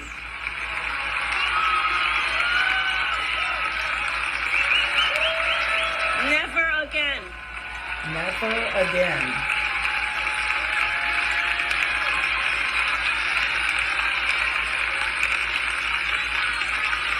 And the tragic truth that we are facing in this election for President of the United States is that there is actually an honest question about whether one of the candidates will uphold the oath to the Constitution of the United States. That is the tragic truth of this election, that this is actually an honest question. that we are having as Americans. And I know the vast majority of us agree that upholding the Constitution must be a basic requirement we expect of anyone seeking the highest office in the land. I know the vast majority of us, regardless of your political party, agree we must hold sacred America's fundamental principles, from the rule of law to free and fair elections to the peaceful transfer of power.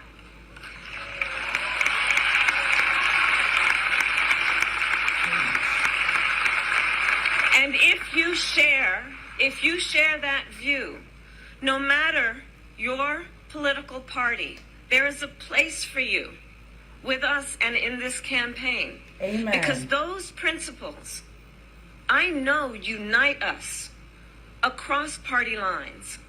And in this election, I take seriously my pledge to be a president for all Americans. My entire career,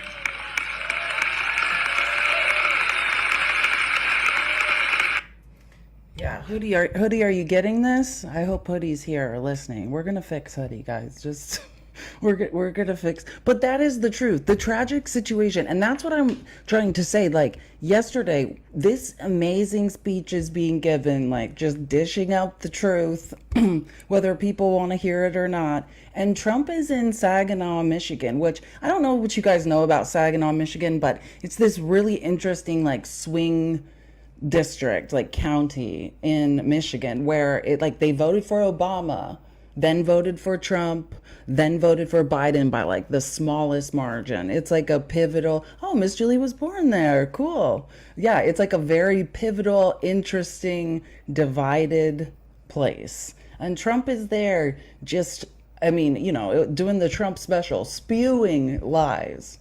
Like, I mean, I know it's like he's always spewing lies, but these were some whoppers, you know, like he's really truly gone off the rails. And what Kamala's saying is true. Like this is bigger than Democrats and Republicans. This is a coalition of people who just understand. Like Jeff Duncan, if you guys don't know who that is, that was the lieutenant governor to Brian Kemp in Georgia when the whole find me, you know, 11,000, whatever it is, 780 or whatever votes thing happened. And Jeff Duncan is another one in this Republicans for Harris coalition. He's voting for Kamala Harris, but he even says, like, you know, this is a coalition and, you know, I'm voting for Kamala Harris with the intention, not necessarily becoming a Democrat, but to give this country 4 years and to give the Republican Party 4 years to heal and regroup, right? Like the Republicans voting with us don't necessarily have to stay with us. Some of them want to get their party back together and fight and try. I also saw an interesting video and I wanted to mention to you guys because it's true. There's a, and this is like glass half full type thing. There's a lot of like nightmare scenarios that can happen, right? But one of the scenarios on election night, if it becomes clear that Donald Trump has lost the election, is that there will be a lot of Republicans who come out and recognize this is a guy who has lost over and over and over and over again. He's the oldest candidate in presidential history, and there's no future for him in politics anymore. And people will renounce him in the Republican Party and move on from him because there's nowhere else to go. If Trump doesn't get elected, that's the end of the ride for him. You know, all of these sycophants that have to agree with him because they're afraid of ending up under the wheels of the bus, they have a really, not even a choice. I mean, Trump's political future is essentially over. I mean, there's probably going to be an heir apparent. Will that be J.D. Vance? I mean, that remains to be seen. But there's a lot of moderate Republicans who are along for the ride that then get to make a choice, you know? And Liz Cheney, I doubt she's going to become a Democrat, you know? Like, she can lead a sane Republican Party. I have no problem with opposition. It's just when it's with the intention of undermining the Constitution, undermining democracy in this country, you know, that's when I take issue with it.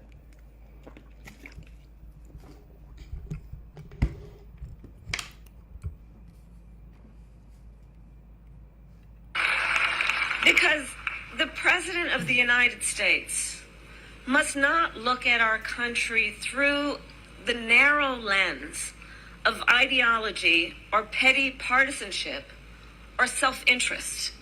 The President of the United States must not look at our country as an instrument for their own ambitions.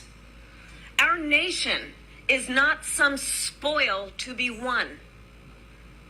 The United States of America is the greatest idea humanity ever devised. The nation that inspired the world to believe in the possibilities of a representative government. And so, in the face of those who would endanger our magnificent experiment, people of every party must stand together.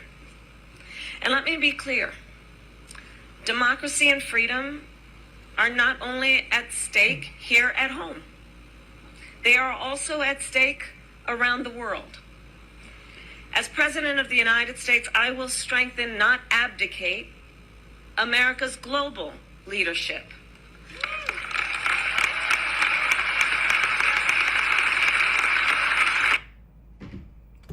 Amen. I could not agree more. So anyways, that's pretty much, I thought that was amazing. But then Trump is in Michigan losing his GD mind. Like, every bit of childishness you can imagine was coming out of Trump. And you know me, I just got to do some receipts really quick. Because Trump is continuing to yell about crowd size. Like, Trump, again, and he's doing this new, like, Trump's doing his rallies basically in high school gyms that are half full.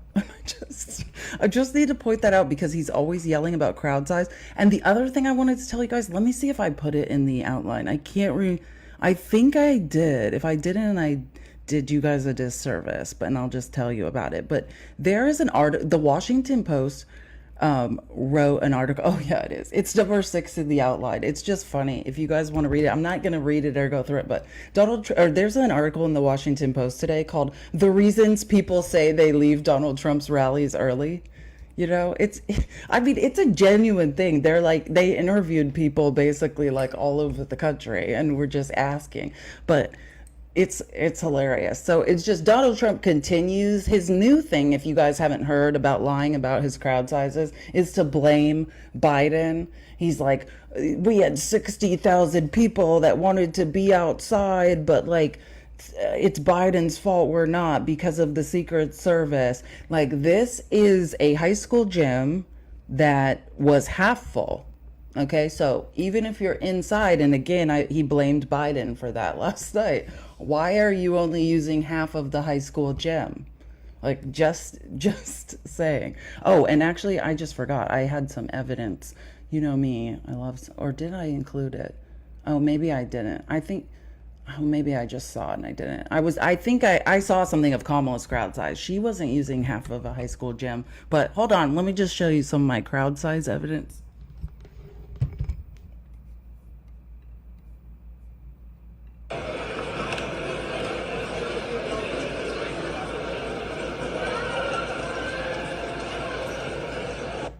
So here, let me just, that's half the, and I want to make sure I get this right and I'm not like spreading misinformation. So that is inside the venue at 3 p.m. in Saginaw. Hundreds of seats available though, but the more important point I'm trying to make is this is like a high school gym or something and they're only using half of it, right? Like, I don't know. I went to a high school with like 6,000 kids. So like, that's actually a small high school gym to me and they're using half of it.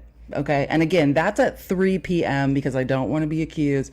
And this is important again, because this is the county where they voted for Obama, then they voted for Trump, and then they voted for Biden. So this is a very important swing county in Michigan. Again, this is then less than an hour before Trump is scheduled to arrive in Saginaw. This is a look at the crowd inside. And then I have a look at the crowd outside, right? And there's only a few people like trickling in, but there were no crowds waiting to get in. I only say that because Trump is always saying The last 3 rallies, his new thing is, oh, we have to be inside because of Secret Service. And we had 60,000 people outside waiting to get into this rally, and they couldn't get in because it's so packed in here. So I'm just proving the point simply because he's the one spreading lies. I'm just fact checking his lies. That an hour before he is supposed to arrive, there's still unbelievable amounts of seats available inside, and then I'll show you the view outside.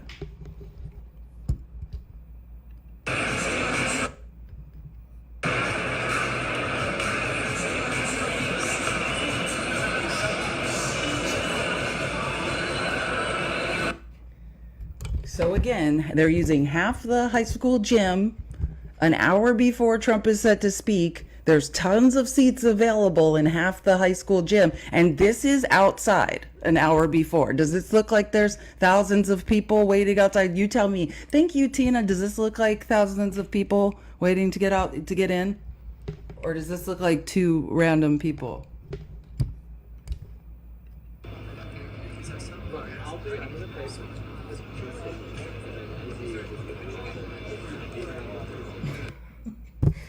Just disproving his story. It's not because he had to be inside and they can only fit a few people in there. That's not true.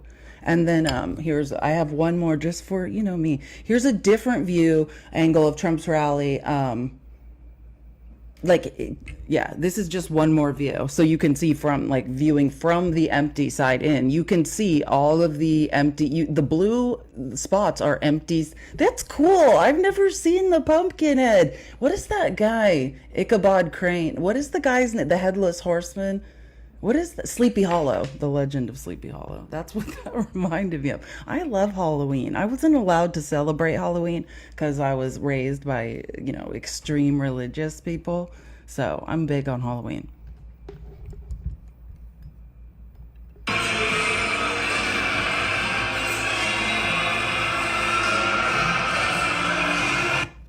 Okay, again, so there's tons, that's Trump's come out music, right? He's taking the stage. There's tons of seats in half the high school gym.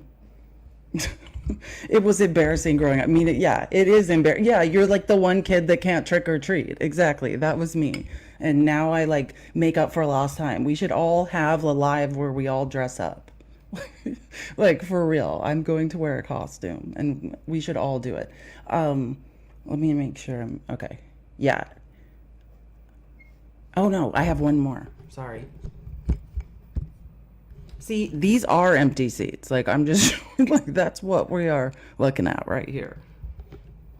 They get his feet up and say, and they think this is good. But who can do this? Who can fall asleep? Look at all these seats. This is our president, the president-in-chief of China. Do you guys, he is speaking on stage. That's the very beginning of his speech. There are empty seats everywhere in half the high school gym that he could not fill up in a very important swing district. I'm not sure if it's a high school or a small college. I didn't look up the name of the venue. I'm just saying I went to a huge 5A school in Arizona. There were 6,000 kids. So that is smaller than one of our high school gyms. I don't know though, but you could tell you're in the north when there's the indoor track around that's how it was at our school too, because you can't run outside. And when I went to college in Idaho, I know I survived 5 years in Idaho. Anyway, so again, that's just my crowd evidence that Trump saying that it's Biden's fault and the Secret Service's fault that he's trapped inside and there's 60,000 people waiting outside to filter on in is a complete lie. And I only say that because I know it kills Donald Trump, that it's not true. And to just point out, I've really had it with Trump's constant pathological lying. And just to give you an idea of how crazy this event was, just listen to the first thing he pretty much says. We had the best 4-year period of any president in history, and that's despite the China virus coming in. Despite the China virus. Just a little racism to get it going. You know what I mean? At least he acknowledges there that COVID happened. Most of the time he's just lying, trying to pretend that COVID never happened. But again, Trump really starting out strong and gross, like just right in here with like the racism, the bigotry.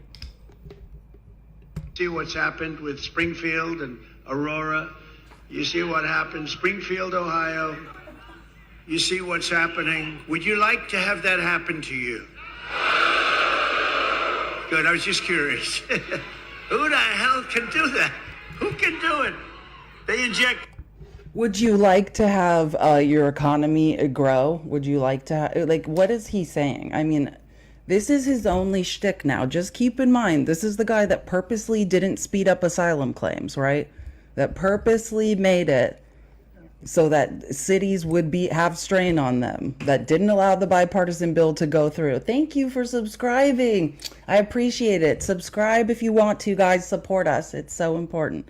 And this is the only thing he has now, right? His tariffs are horrible. He can't speak about the economy because he has no plan. I mean, he does start lying, and we have to debunk that too. But yeah, again, look at the crowd, right? Because that's what they're showing here. And it's a striking visual of like how few people are at this rally. But if lying Kamala gets in, if she gets, can you imagine another 4 years like we've lived the last 4? Think of it. People are dying in North Carolina. They're dying all over. There's 5, 6 states. They're dying, and they're getting no help from our federal government because they have no money, because their money's been spent on people that should not be in our country. I cannot.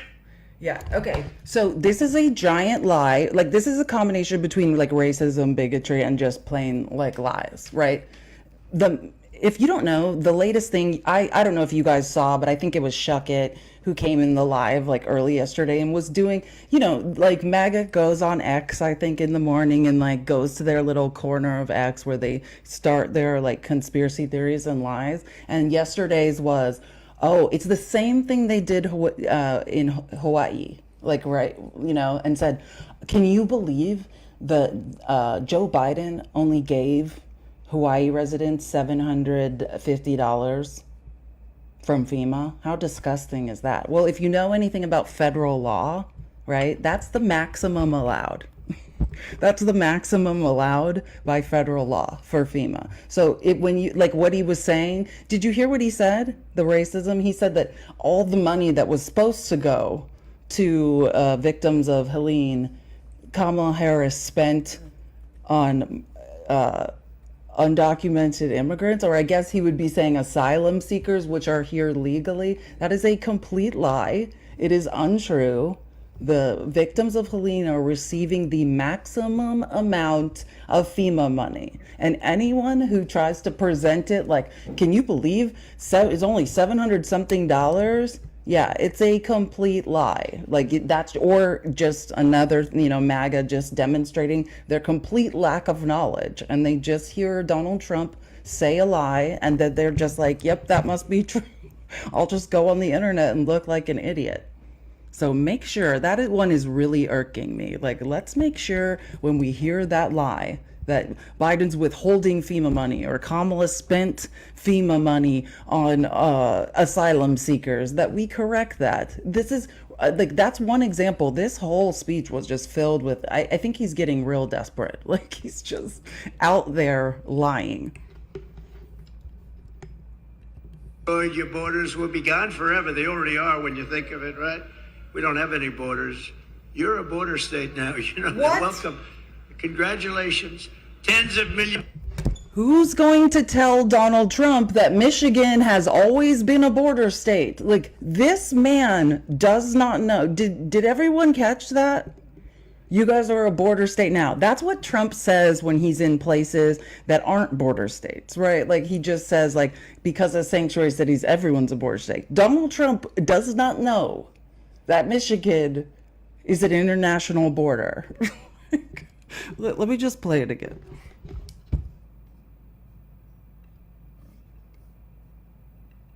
Your borders will be gone forever. They already are when you think of it, right? We don't have any borders. You're a border state now. You know, welcome.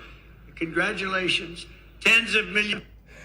Oh, bless his heart. Yeah, that is number 24 in the outline. If anyone wants that clip, it's number 24. So, yeah, that's a good one to clip because Trump's an embarrassment.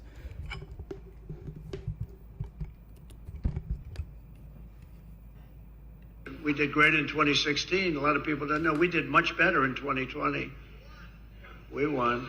We did win. It was a rigged election. You have to tell Kamala.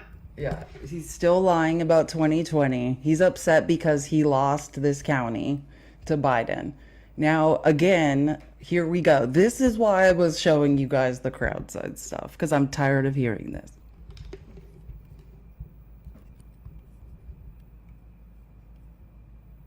Think of it. I just left Wisconsin. We 5 days ago, we had a sort of a rally. It wasn't supposed to be. 60,000 people showed up in Wisconsin. But the White House wouldn't give us proper security coverage. So we end up in a room of about 900 people. You have 60,000 people, 50 to 60,000 people outside waiting. But they don't want that because they don't want crowds. What they are doing is such a disgrace to our country. And so to those people in Wisconsin that didn't make it, I think they love us and I think they're going to vote. By the way, we're up in all of the polls. We're up in every swing state. Yeah. Do you see what I'm saying? Like the desperation and the lies he has to tell himself. No, Trump is not up in the polls, particularly in Michigan, where he's at, right? Like, he is not up in the polls in Michigan. Like the delusions of grandeur. Oh, message. Tim says, monthly appreciation. Thank you so much, Tim. And I appreciate you and being part of the team. But yeah, Donald Trump is lying. He is not up in all the polls, obviously. And there were not 60,000 people waiting outside to get in. The lies never. Oh, and here's another one. God, and this, yeah, there's a whole fact check in the Washington Post specifically about this today. Her bill raises taxes, whereas my idea is not idea. It's going to be a fact. Is to lower. I gave you the biggest tax cut in history, and we're going lower because we're going to rely on so many other things. Yeah, and I just want to go through and this is a really amazing fact check. If you guys know Glenn Kessler, like he does amazing fact checks. It's called The Trump Campaign Ad Falsely Claims Harris Will Raise Taxes on Families. And this is something that Trump has started lying about in his rallies, like you just saw. It basically says Kamala Harris is going to significantly raise, this is the quote, Kamala Harris is going to significantly raise taxes. Kamala's plan will raise taxes by nearly $2,600 a year. He's doing this because Kamala is correctly pointing out that his tariff plan is going to raise each individual household taxes by, $2,600 all the way up to like $5,000, $4,000 something it's estimated. So Vice President Kamala Harris has pledged to not raise taxes. And again, if you ever forget any of this, use this fact check article. It lays it all out for you. This is number 4 in the outline. Again, if you're not in the Discord, message at Felice Navidad live and ask for a link to the Discord. We'll get you in there and you can have the links to all these articles. But if you're just listening right now, the article is a Washington Post article. It's called Fact Checker Trump Campaign Ad Falsely Claims Harris Will Raise Taxes on Families. So again, she's pledged not to raise taxes on people making less than $400,000. Now, if we're talking about Trump might have to pay more taxes, right? About 98% of taxpayers make less than $400 or than $400,000. But the new Trump ad and Trump's latest lie in his rallies is that she's going to raise taxes on each household by $2,600. How is this possible? Only through sheer mendacity, which is lies, right? By the Trump campaign. We're used to bad clip jobs and misleading citations, but this ad really takes the cake. So again, It says Kamala Harris is seeking to significantly raise taxes. This seems like a damning quote from a leading newspaper. So we looked up the article. Here, the full paragraph with the section in the ad in boldface. So again, I just want to be clear. He's making it look in an ad, right? Like they're quoting from an article. And the quote says, Kamala Harris is seeking to significantly raise taxes, New York Times, August 2022, August 22nd, 2024. So they're making it look like the New York Times is saying this. Like, I have noticed that Trump's ads are becoming more and more like disgustingly, obviously, egregiously lies. So again, here's the full paragraph with section in the ad in boldface. No one, this is what it says in the New York Times. No one making less than $400,000 a year would see their taxes go up under the plan. Instead, Ms. Harris is seeking to significantly raise taxes on the wealthiest Americans and large corporations. So they are running a Trump ad all over the swing states that just took the words seeking to significant, Ms. Harris is seeking to significantly raise taxes, because those words are in a New York Times article. But it is so misleading because the beginning part is no one making less than $400,000 a year would see their taxes go up under the plan. Then comes the part they're using. Instead, Ms. Harris is seeking to significantly raise taxes. And then they left out on the wealthiest Americans and large corporations. This is the most disingenuous ever, like truly. And there's some disingenuous Trump ads going around if you've seen them, but like this one has to take the cake. So in other words, the ad selectively snips out that Harris would raise taxes on wealthy, not people making less than $400,000. Then it says taxes are going to have to go up, right? They're quoting Kamala Harris like she's saying this. Here's the candidate in her own words. But the Trump campaign has a bad reputation for selective video snipping. And sure enough, once again, it lives up to that reputation.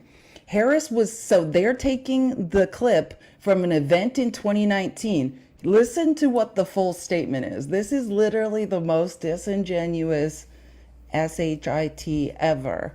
So here's the whole quote. And also, looking at estate taxes are going to have to go up for the richest Americans and closing certain corporate loopholes, including the carried interest deductible and a number of other things that are about people not reporting income and therefore not being taxed on it as income the way you and I are being taxed. How disingenuous is it? The part they took out of that is taxes are going to have to go up. Every Trump ad is a complete mischaracterization and a lie.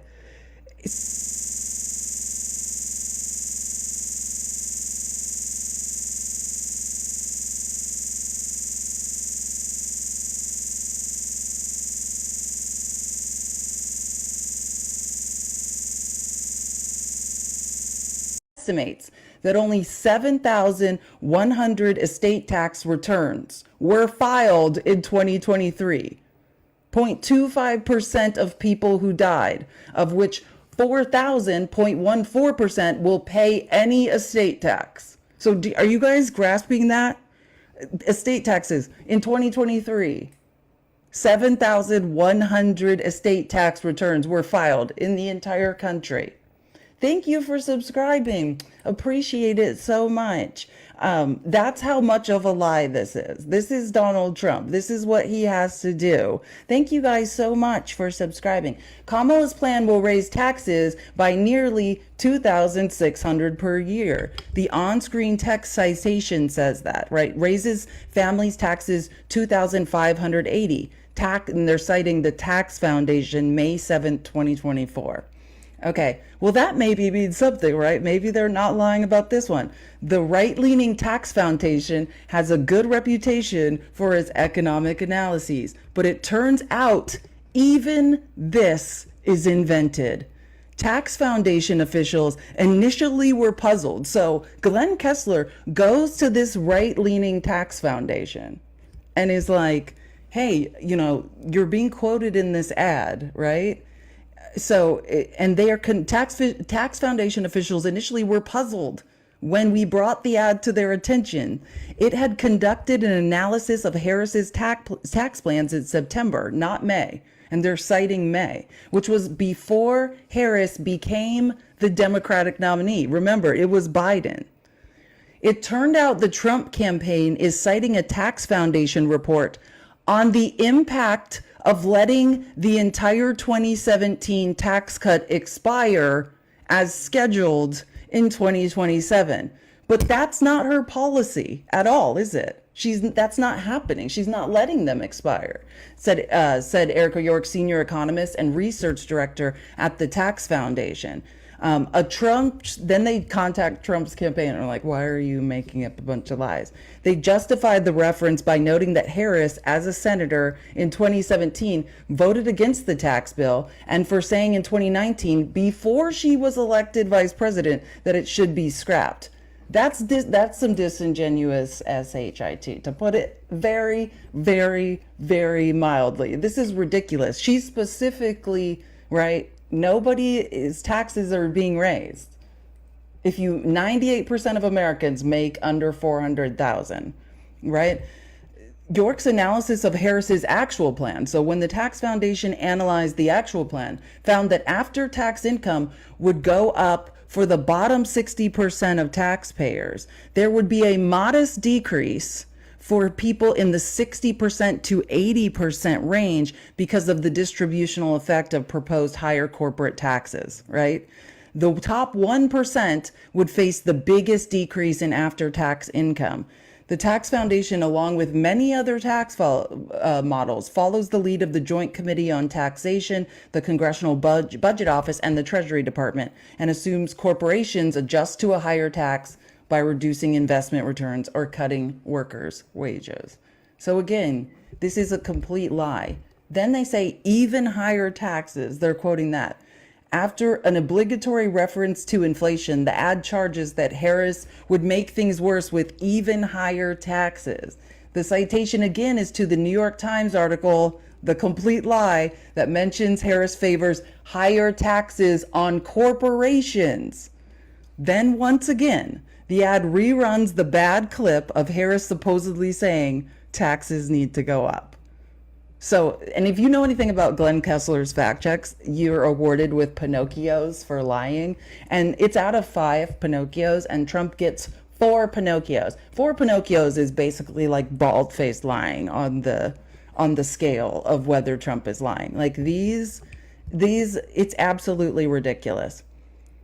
No, I mean, I don't know. I don't think so. Like, I don't think you can be sued with campaign ads. This is a complete, I mean, I don't know if you've seen these Trump ads. I think I'm in Arizona, so I'm seeing these constantly every second of every day, and they're absolutely ridiculous. I cannot stand them.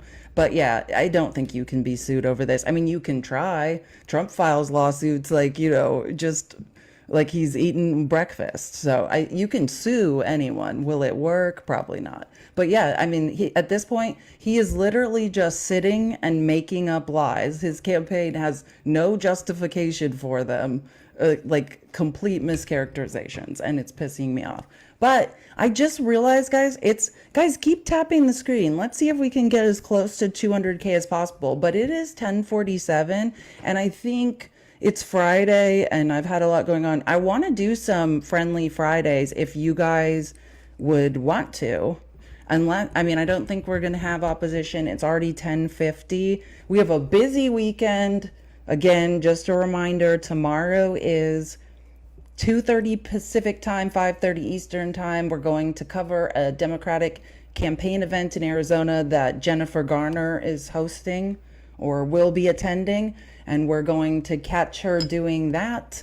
And then on Saturday, we try to hug Jasmine Crockett, see Kerry Washington, Olivia Pope from Scandal, not Jennifer Garner, Jessica Alba, Jordana Brewster, and Marseille Martin. So, and that is from 9 to noon Pacific time, and so 12 to 3 Eastern. So busy weekend. So I think that if you guys want to and people want to chat for a little bit, let's do some friendly Fridays and have a little bit of a chat.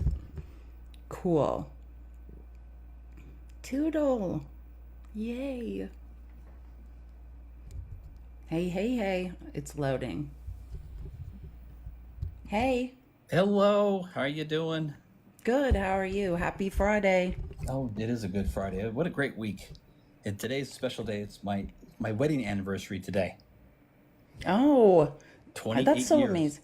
2 artists married for 28 years with an Yes, even better artist daughter. And Mrs. Tootle also got a job this week. Amazing. Yeah, I had put out a lot of requests to the Discord to send out good karma, and it worked. So lots of good I energy love from that. the group. I know. Isn't it such good energy from the group? Hey, can I give you an update? You know the ADHD chair? If you guys don't know, I got this office chair. People were talking about our amazing Discord. Cameron actually, I started a GoFundMe and 4 people contributed, and I got this really cool chair that I can't wait to show you guys that, you can move in all sorts of positions and fidget and do whatever you want in it. So it came yesterday with everything but the screws. And the Allen wrench to put it together. So I finally got it. I was like, no. So I got a hold of them actually early this morning, and they're going to mail them. But that's my update. I can imagine that an ADHD chair is probably hard to put together. Oh, yeah. Let me show you.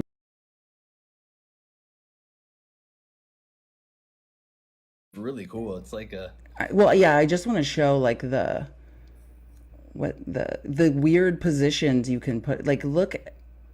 Oh, you can't really see it. This is not going to work because it's too small. You can't see them, but there's hundreds of different positions, and it you can sit backwards, forwards, lean. You can sit backwards Indian style. I just was always in trouble in school and stuff because I couldn't hold still. I was constantly fidgeting, and it's just it's so cool because Cameron in the Discord was there's chairs for people like you.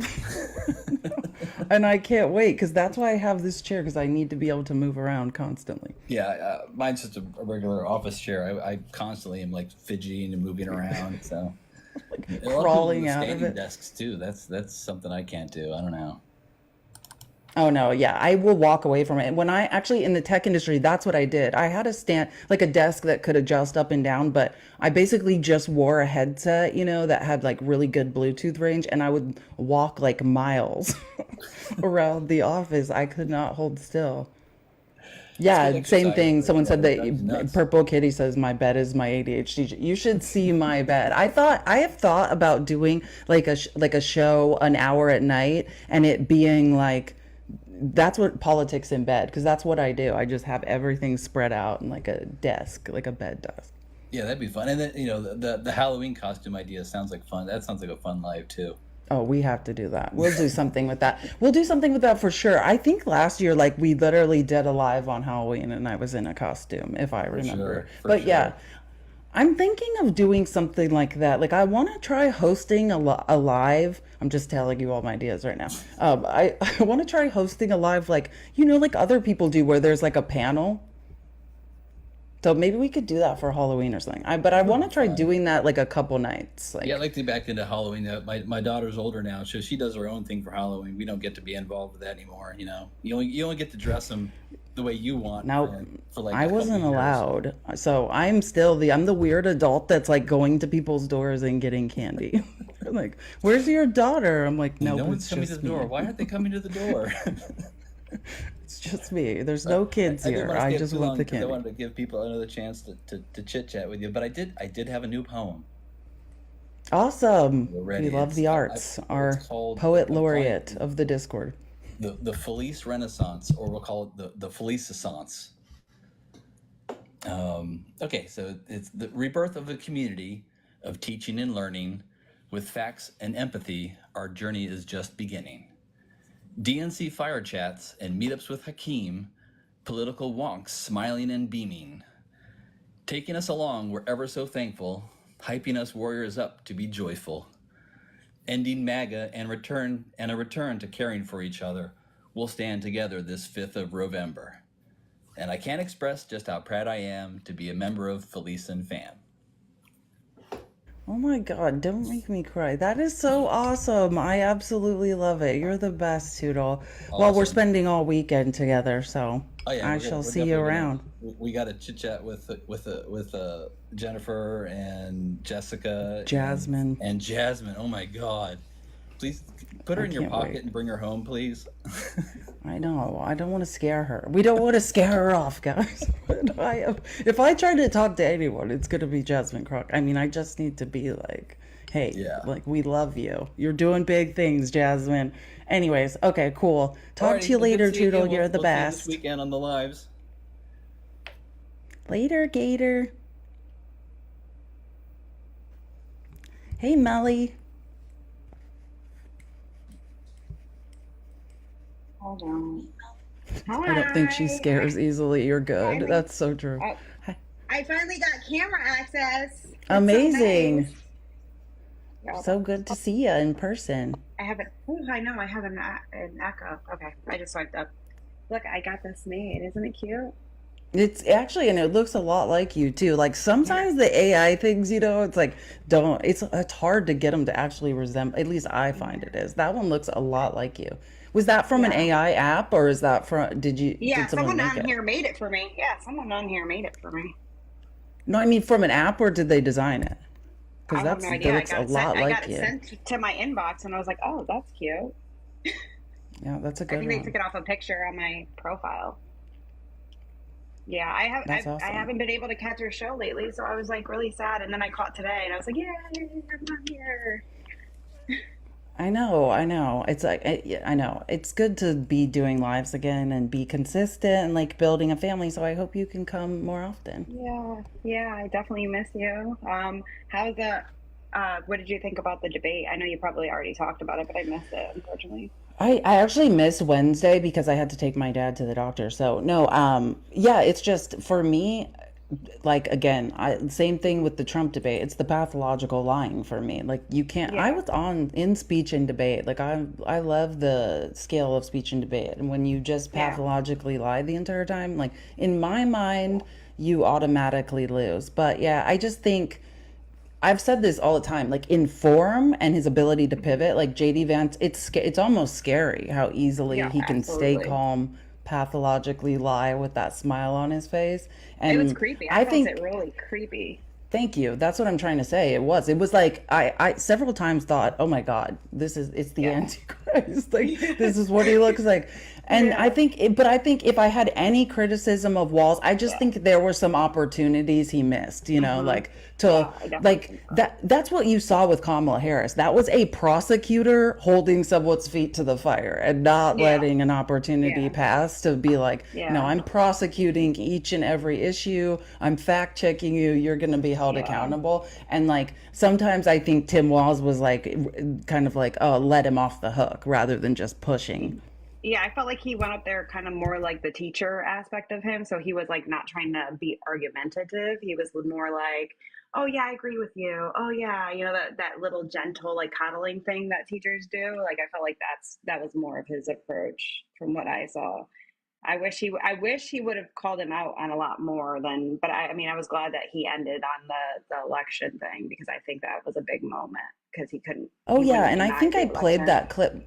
If only for that clip to come out of that debate, right? The clip, I don't know if you've seen the ad that's running where, like Tim Walz said, I think like that's a damning non-answer. Like, I think that's really what it's about. But I mean, I also think the true thing just came out is Tim Walz is a guy who cares, right? Like he doesn't say everything perfect. I think he almost looked like he was in fight or flight at times, like he cares so much. He's almost doing bad, whereas JD Vance is sort of devoid of emotion and just mechanically, like I watch JD Vance do that every Sunday morning on political shows. Like JD Vance is the master of pivoting. Like he's the master of box him into a corner, and he's about something horrible, about thinking women shouldn't have bodily autonomy, and he stays completely calm and, you know, is able to pivot his way out of it. So yeah, I don't think it's surprising, but yeah, I just think sometimes I want Tim Walz to have that be more of a prosecutor than a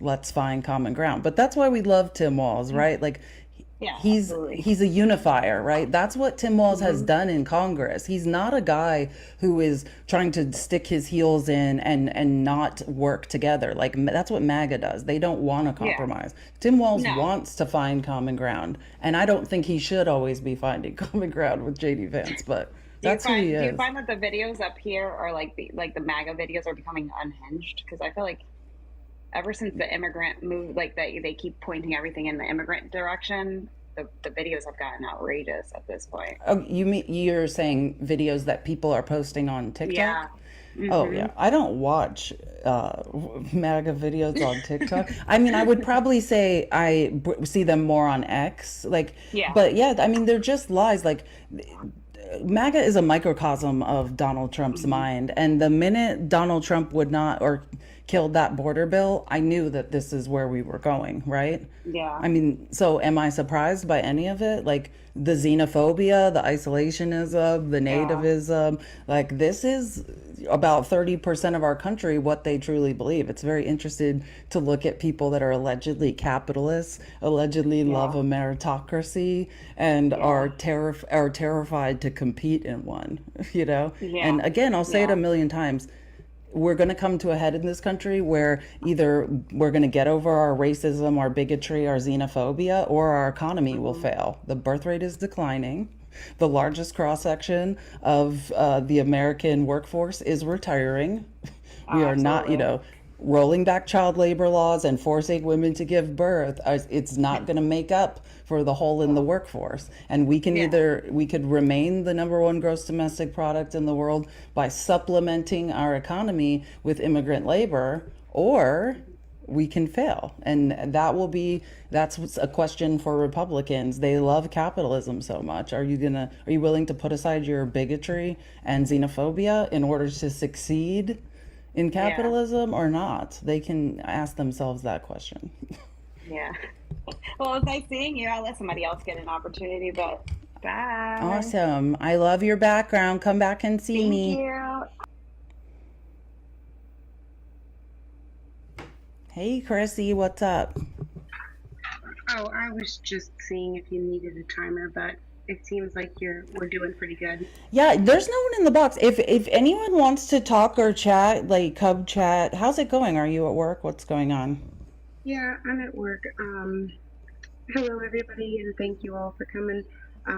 Make sure that you are all gifting Felice. She does so much work every day for all of us. She puts together these amazing outlines. She spends so much time making sure she's got the most current and right information for us. Yeah, so just make sure we're all sharing and gifting and liking live and really helping get Felice out there, because she's doing some amazing stuff for us all. Don't make me sit here while you do that. No, I'm getting better at receiving compliments. My therapist says I need to. Receive compliments.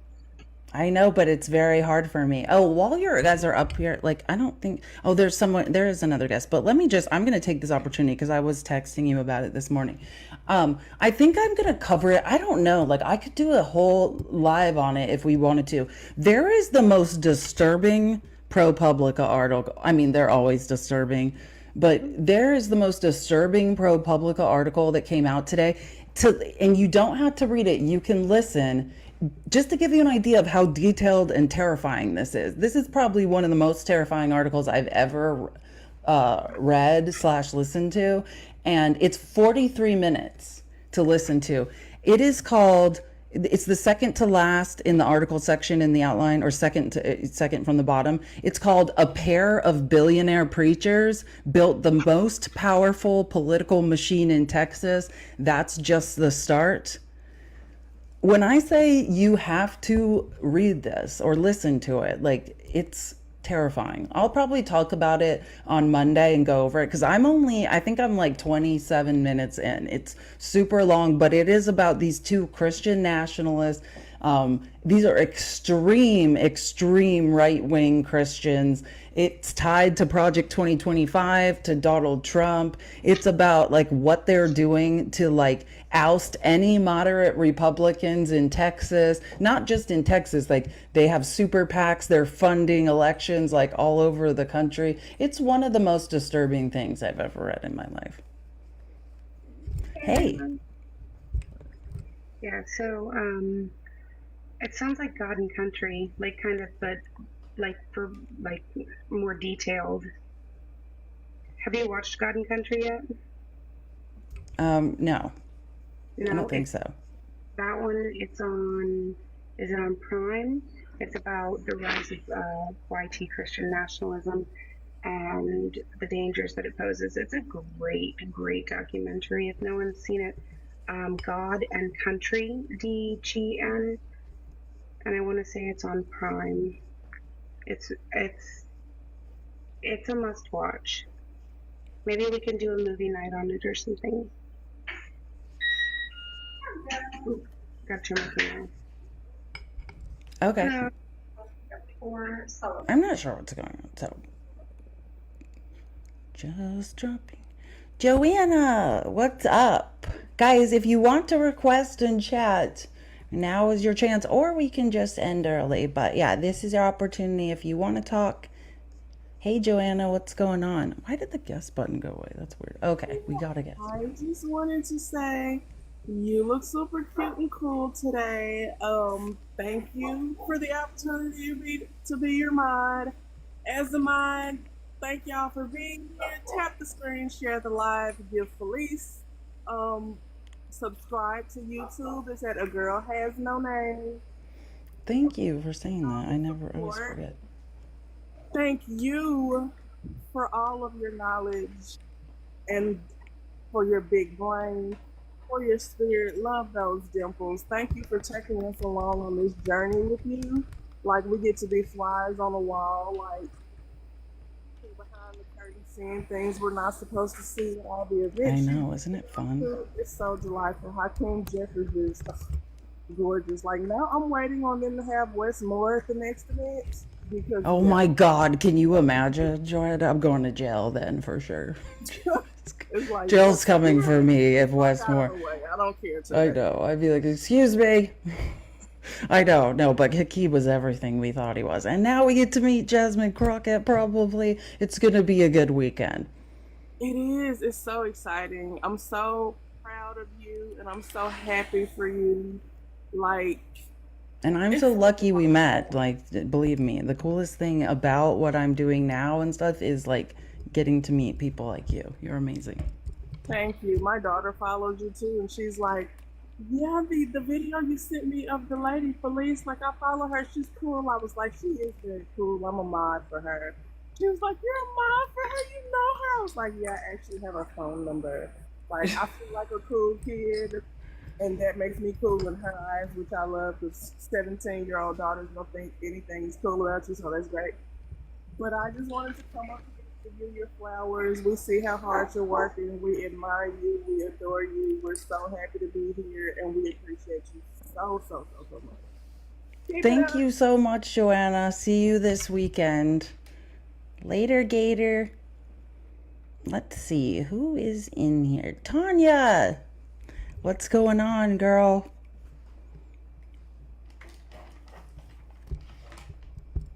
Oh, thanks, Cameron. It's Tanya. I just wanted to say you have the biggest balls of anyone I've ever met in live or on video. That walking up to Hakeem Jeffries was pretty much the most awesome thing I've ever seen on a live. So you go, girl. You're doing great. So, and I've been thinking about you a lot I didn't with your even dad, plan that. Yeah, I know. I saw that. Thank you for committing. I saw when you did it.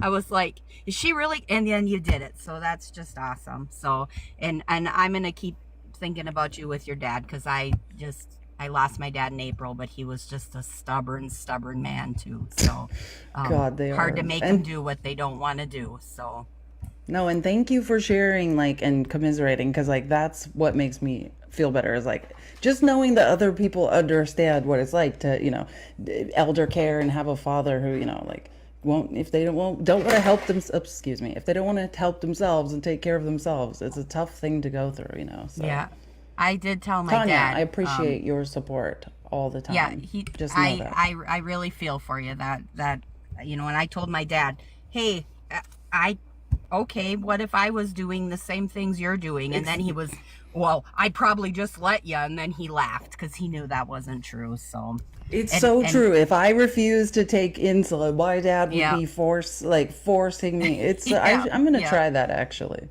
Stinkers. Anyway, we love you and you're awesome. We'll keep watching. Yeah, see you this weekend. We're going on an adventure. Bye, Tanya. Yay, Benny, I'm so glad you could come up here. You should tell us about yesterday if you want. Heck yeah. I feel bad because you texted me. Hold on. Is Mike? Oh, I called Chrissy. I was like, is Benny okay? Save. Yeah. I'm fine, guys. Actually, more. Well, tell them what we're talking about. If you're comfortable, will you tell them what we're talking about? Over April, last year, or well, not last year, this year. Gosh, it's been a year. I was diagnosed with bilateral testicular cancer. It ended up metastasizing. I had to get things removed. I have videos about it in my TikTok, but I also had to get a very special surgery in June where I had to fly out to Indiana. I think you called it Circle City, which is awesome because it is. It's really cool. I love their canal system. Stayed out there for a week, and they took all of this stuff out of me, a bunch of lymph nodes. And then yesterday was my first checkup after that, which is kind of like a anxiety, inducing thing. To see if you're still in remission and stuff. Yeah. And because if they caught anything, then it would be chemo, and it's that's the whole reason I did this whole traveling to Indiana and all that. And it just is ooh, but no, everything went well. So yeah, they're just monitoring, and I'll have another checkup in 4 months. But really, this was the big hump for me. This was kind of okay, if they missed anything, then yeah, that's where it would show up. So yeah, it was just scary because you posted your results or whatever, and it's something about necrotic flesh, and I was like, Chrissy, is Benny dying? Seriously, it was so scary because I got that right before I went into the oncologist, and I was like, no, they found something. But he went through the CAT scan with me, scrolled through and pointed out every little spot they were talking about. And it was right where they took something out. It was just some kind of a bruising or scar tissue. It's a shadow. So everything's good. He said nothing to worry about, no chemo, no nothing. So we're on the up and up, and it's good news from here on out. I wanted to make sure I'm so happy for you. We get to take a moment here and just kind of relax and live in the good news, and the peace before this wild weekend, because it seems like every weekend now we're doing something wild. It's gonna be a long month, I know. And Benny is the one. Benny streams all this stuff to YouTube. He's the person. He built the Discord. He's the guy that picks me up when I'm down. Benny's absolutely amazing. And then going through his own fight against cancer and stuff, and doing it so gracefully. And yeah, it's been wild. I just think this next 30 days is going to be wild. We just have to, and we'll probably miss it when it's over. I know, that's what I was thinking too. Well, God, I'm scared. I'm so scared for it to end. As long as this turns out like we want. But yeah, I think for the next 30 days, any campaign event, that's what I tried to make sure they know. Anything that we can help attend, we can stream, we can promote anyway in the battleground state of Arizona. We can be a part of helping people to choose Kamala Harris as the next president. we're open and ready and able guys. to like show up to those events. And I don't know, it's been received really well, and they appreciate us. Early voting ballots, like to get your applications in, is like ending. 7th. Like, is it? Yeah, like really, really soon. I think in Arizona, I'm pretty sure it's October 7th. I'm pretty sure it's October 7th for the early ballots, and Just sign ballots up are going for it, out. even if you don't think you're gonna do it, and then like maybe like go into the voting booth if you lose track. But I say vote early, guys. I don't know. That's me. I always try and vote early. Absolutely. I don't like pushing things to the last minute. So that's what that county recorder, like we caught the Democratic county recorder on the street last Sunday at a political event we were at. His name's Tim Stringham. He wants to come on the show. I'm talking to his wife about I'm talking to his wife about scheduling a time, because imagine the county recorder, this is who controls the voter rolls in the swing state of Arizona. It's a huge thing. And he was saying, that's what he was saying when he was speaking, and we were streaming it on Sunday. He was saying, pro tip, like vote early. If you don't want to be harassed, if you want the text messages to stop, like vote early, and then they will stop. Seriously, yeah, because then once they know that you voted and that it's in, they'll stop bugging you.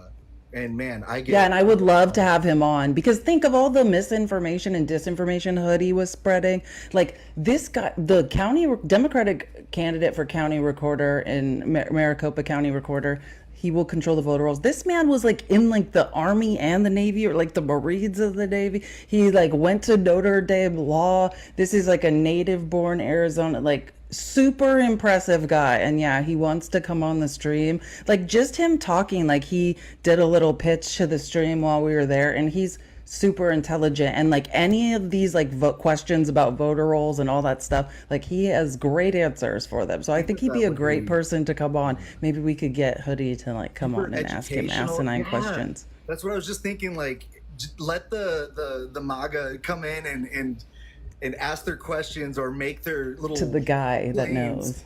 And let's hear it from the horse's mouth. One more thing, I was just gonna like pitch. I can't believe I'm doing this because he's running as an independent, but Tom Osborne, or what's his name? Actually, I'm trying to think of his name. I think it's Tom Osborne here in Nebraska. He's going against Deb Fischer. He's an independent. He's not Democratic because he's like pro-labor. I'm gonna have to say, if you're in Nebraska, vote for the guy. We cannot have Deb Fischer anymore. She's awful. Tell us about Deb Fischer, because I don't know. So remind me. She's just like your typical Trump, HUMPer, and she will basically do anything that man wants, and will. Oh, you already voted? Good. And we don't have any Nebraska like Democrats that are running for Senate. So it's either like Ricketts, who just like he is so rich that he's just going to get whatever he wants, or there's Don Bacon. Oh, so she's a senator. Yeah. Sorry. There's Don Bacon and Deb Fischer. Ricketts is okay, because I was confused. I didn't know that. I didn't know about her. Okay. Gotcha. Yeah, she's awful, and she's just boring and lame, and for like private schools and all of the the same old stuff that you see in every other state. And Tom Osborne is kind of like, according to the Republicans, Bernie loves him. So I mean, you got. No, I love I don't mind an independent at all. You know what? I don't either, especially not the pro-labor ones. Like I think some in states like Nebraska too. Like Arizona is the same place. Like independent's not necessarily a bad thing. Like, right. Like because it's kind of like you're stepping on your own toe just to say you're a Democrat. People won't vote for you in Nebraska, but if you say you're an independent, you will get a lot more votes because more people are more willing to kind of open up to that no D next to your name. So yeah, definitely vote. The same in Arizona. The D can be dirty. It can be a bad thing. But yeah, I agree. Like I'm all for an independent. And it's wild too because Osborne was like, I think he's leading in the polls now, which is wild because like before he was just kind of this name that was kind of mentioned, and everybody was like, oh yeah, well it's Nebraska. Deb Fischer's she's gonna get the Senate seat, but I think his numbers are going up above hers, or at least his emails are telling me that. And I'm okay. Poll has Dan Osborne. Why does it say Dan Osborne? Dan Osborne, yeah. Is it Dan? Yeah, Okay, Tom yeah. Osborne was the Huskers. Who just endorsed Deb Fisher because he's. Yeah, because that's what I was reading. I was like, I think Tom just endorsed Yes, Deb yes, Fisher. yes. Okay, so she's running against Dan Osborne. Dan Osborne, yeah, and yeah, and I see what you're saying. A week ago, there's a poll that has Dan Osborne leading Deb Fisher. yeah, which is wild because you know, honestly, I think a lot of just what's been going on with the debate and both debates and just with Trump's kind of, you know, out there rhetoric. Also, Waltz came and he had more of a public, you know, gathering here in Omaha, whereas I think Vance came, but it was like a very private, like very hoity-toity. Yeah. You had to pay like $10,000 to come get it, and you know, Omaha's like a big deal. There's also this blue dot thing that's going around where everybody's it's like legal to put this sign in your yard. It doesn't have anybody's name on it. It just has a big blue dot. You can like literally just make it and put it in your yard, and it's like gone viral. So it's all on a Facebook group, which is super Nebraska and boomery, but it's cool. So, No, I mean it's cool. I mean it's cool that, especially I can't remember his name, but the state senator that held out and will not, you know, the labor guy that's holding. You know, he was a moderate Democrat, but he's like, you know, pro-life and doesn't support the trans community. He got censured by the Democrats, became a Republican, but is super pro-labor. He's like the head of like a president of some labor group or something, and is holding out and is not going to help the Republicans make Nebraska a winner-take-all state. Thank God, because that's what the blue dot is. It's the one electoral vote that's, you know, usually represented by the county district Omaha. You know, it's some district in Omaha. Wild. Where we get one electoral vote. There's like, you know, projections where it comes down to Omaha's vote, and it's like, what? This is wild. Not to mention, when I went into the voting booth last time, there was just like the most QAnon, like everything was like plastered around in all the yards next to the voting place. It just was like, that's why another vote early, guys. Don't get bullied or anything. I don't know. It's definitely very illegal for them to do that, but I guess they got 200 feet or private property or something. I don't know, guys, but. What do you mean 200 feet? Like they're allowed to have that? Yeah, I don't know what you're saying. Oh, where you vote, like to like put your vote in. You have like 200 feet from the door where there can't be any partisan like signage. Oh yeah, or anything like that. But like there's yards right next to these churches and stuff that they have to vote, and you're like walking through alleys, getting bombarded with crazy QAnon like conspiracy stuff, and it's just like, oh gosh, I don't know. It's weird out here in Nebraska. Anyways. Well, as long as there's not going to become a winner take all state, that's like what I was most worried about. And it looks like Deb Fisher, there's so many close Senate races. Like, that's the scary thing. This could go either way. Like, we obviously need to keep the Senate, and we have so many close Senate races now, like Rick Scott in Florida, Colin Allred with Ted Cruz. I mean, there's many races that are within the margin of error that we could win, but also so could the Republicans. So that's, we need to get out and vote and get our voices heard, guys. They're not going to be able to take our little blue dot, so you know your vote does matter. I love whoever's name in the chat is not on Earth One. That's funny. I like that. That's a great name. I always say that. Anyways, okay, I'm a little bit exhausted today, so I think I'm going to take a nap. I have a big weekend of streaming again, so yeah, I need to get a little bit of rest. 2:30 Pacific time tomorrow is the Jennifer Garner event, Women for Harris. So that's the next time I will be streaming. I will update the Discord on everything. I appreciate you guys so much, especially you, Benny. I will see you guys later.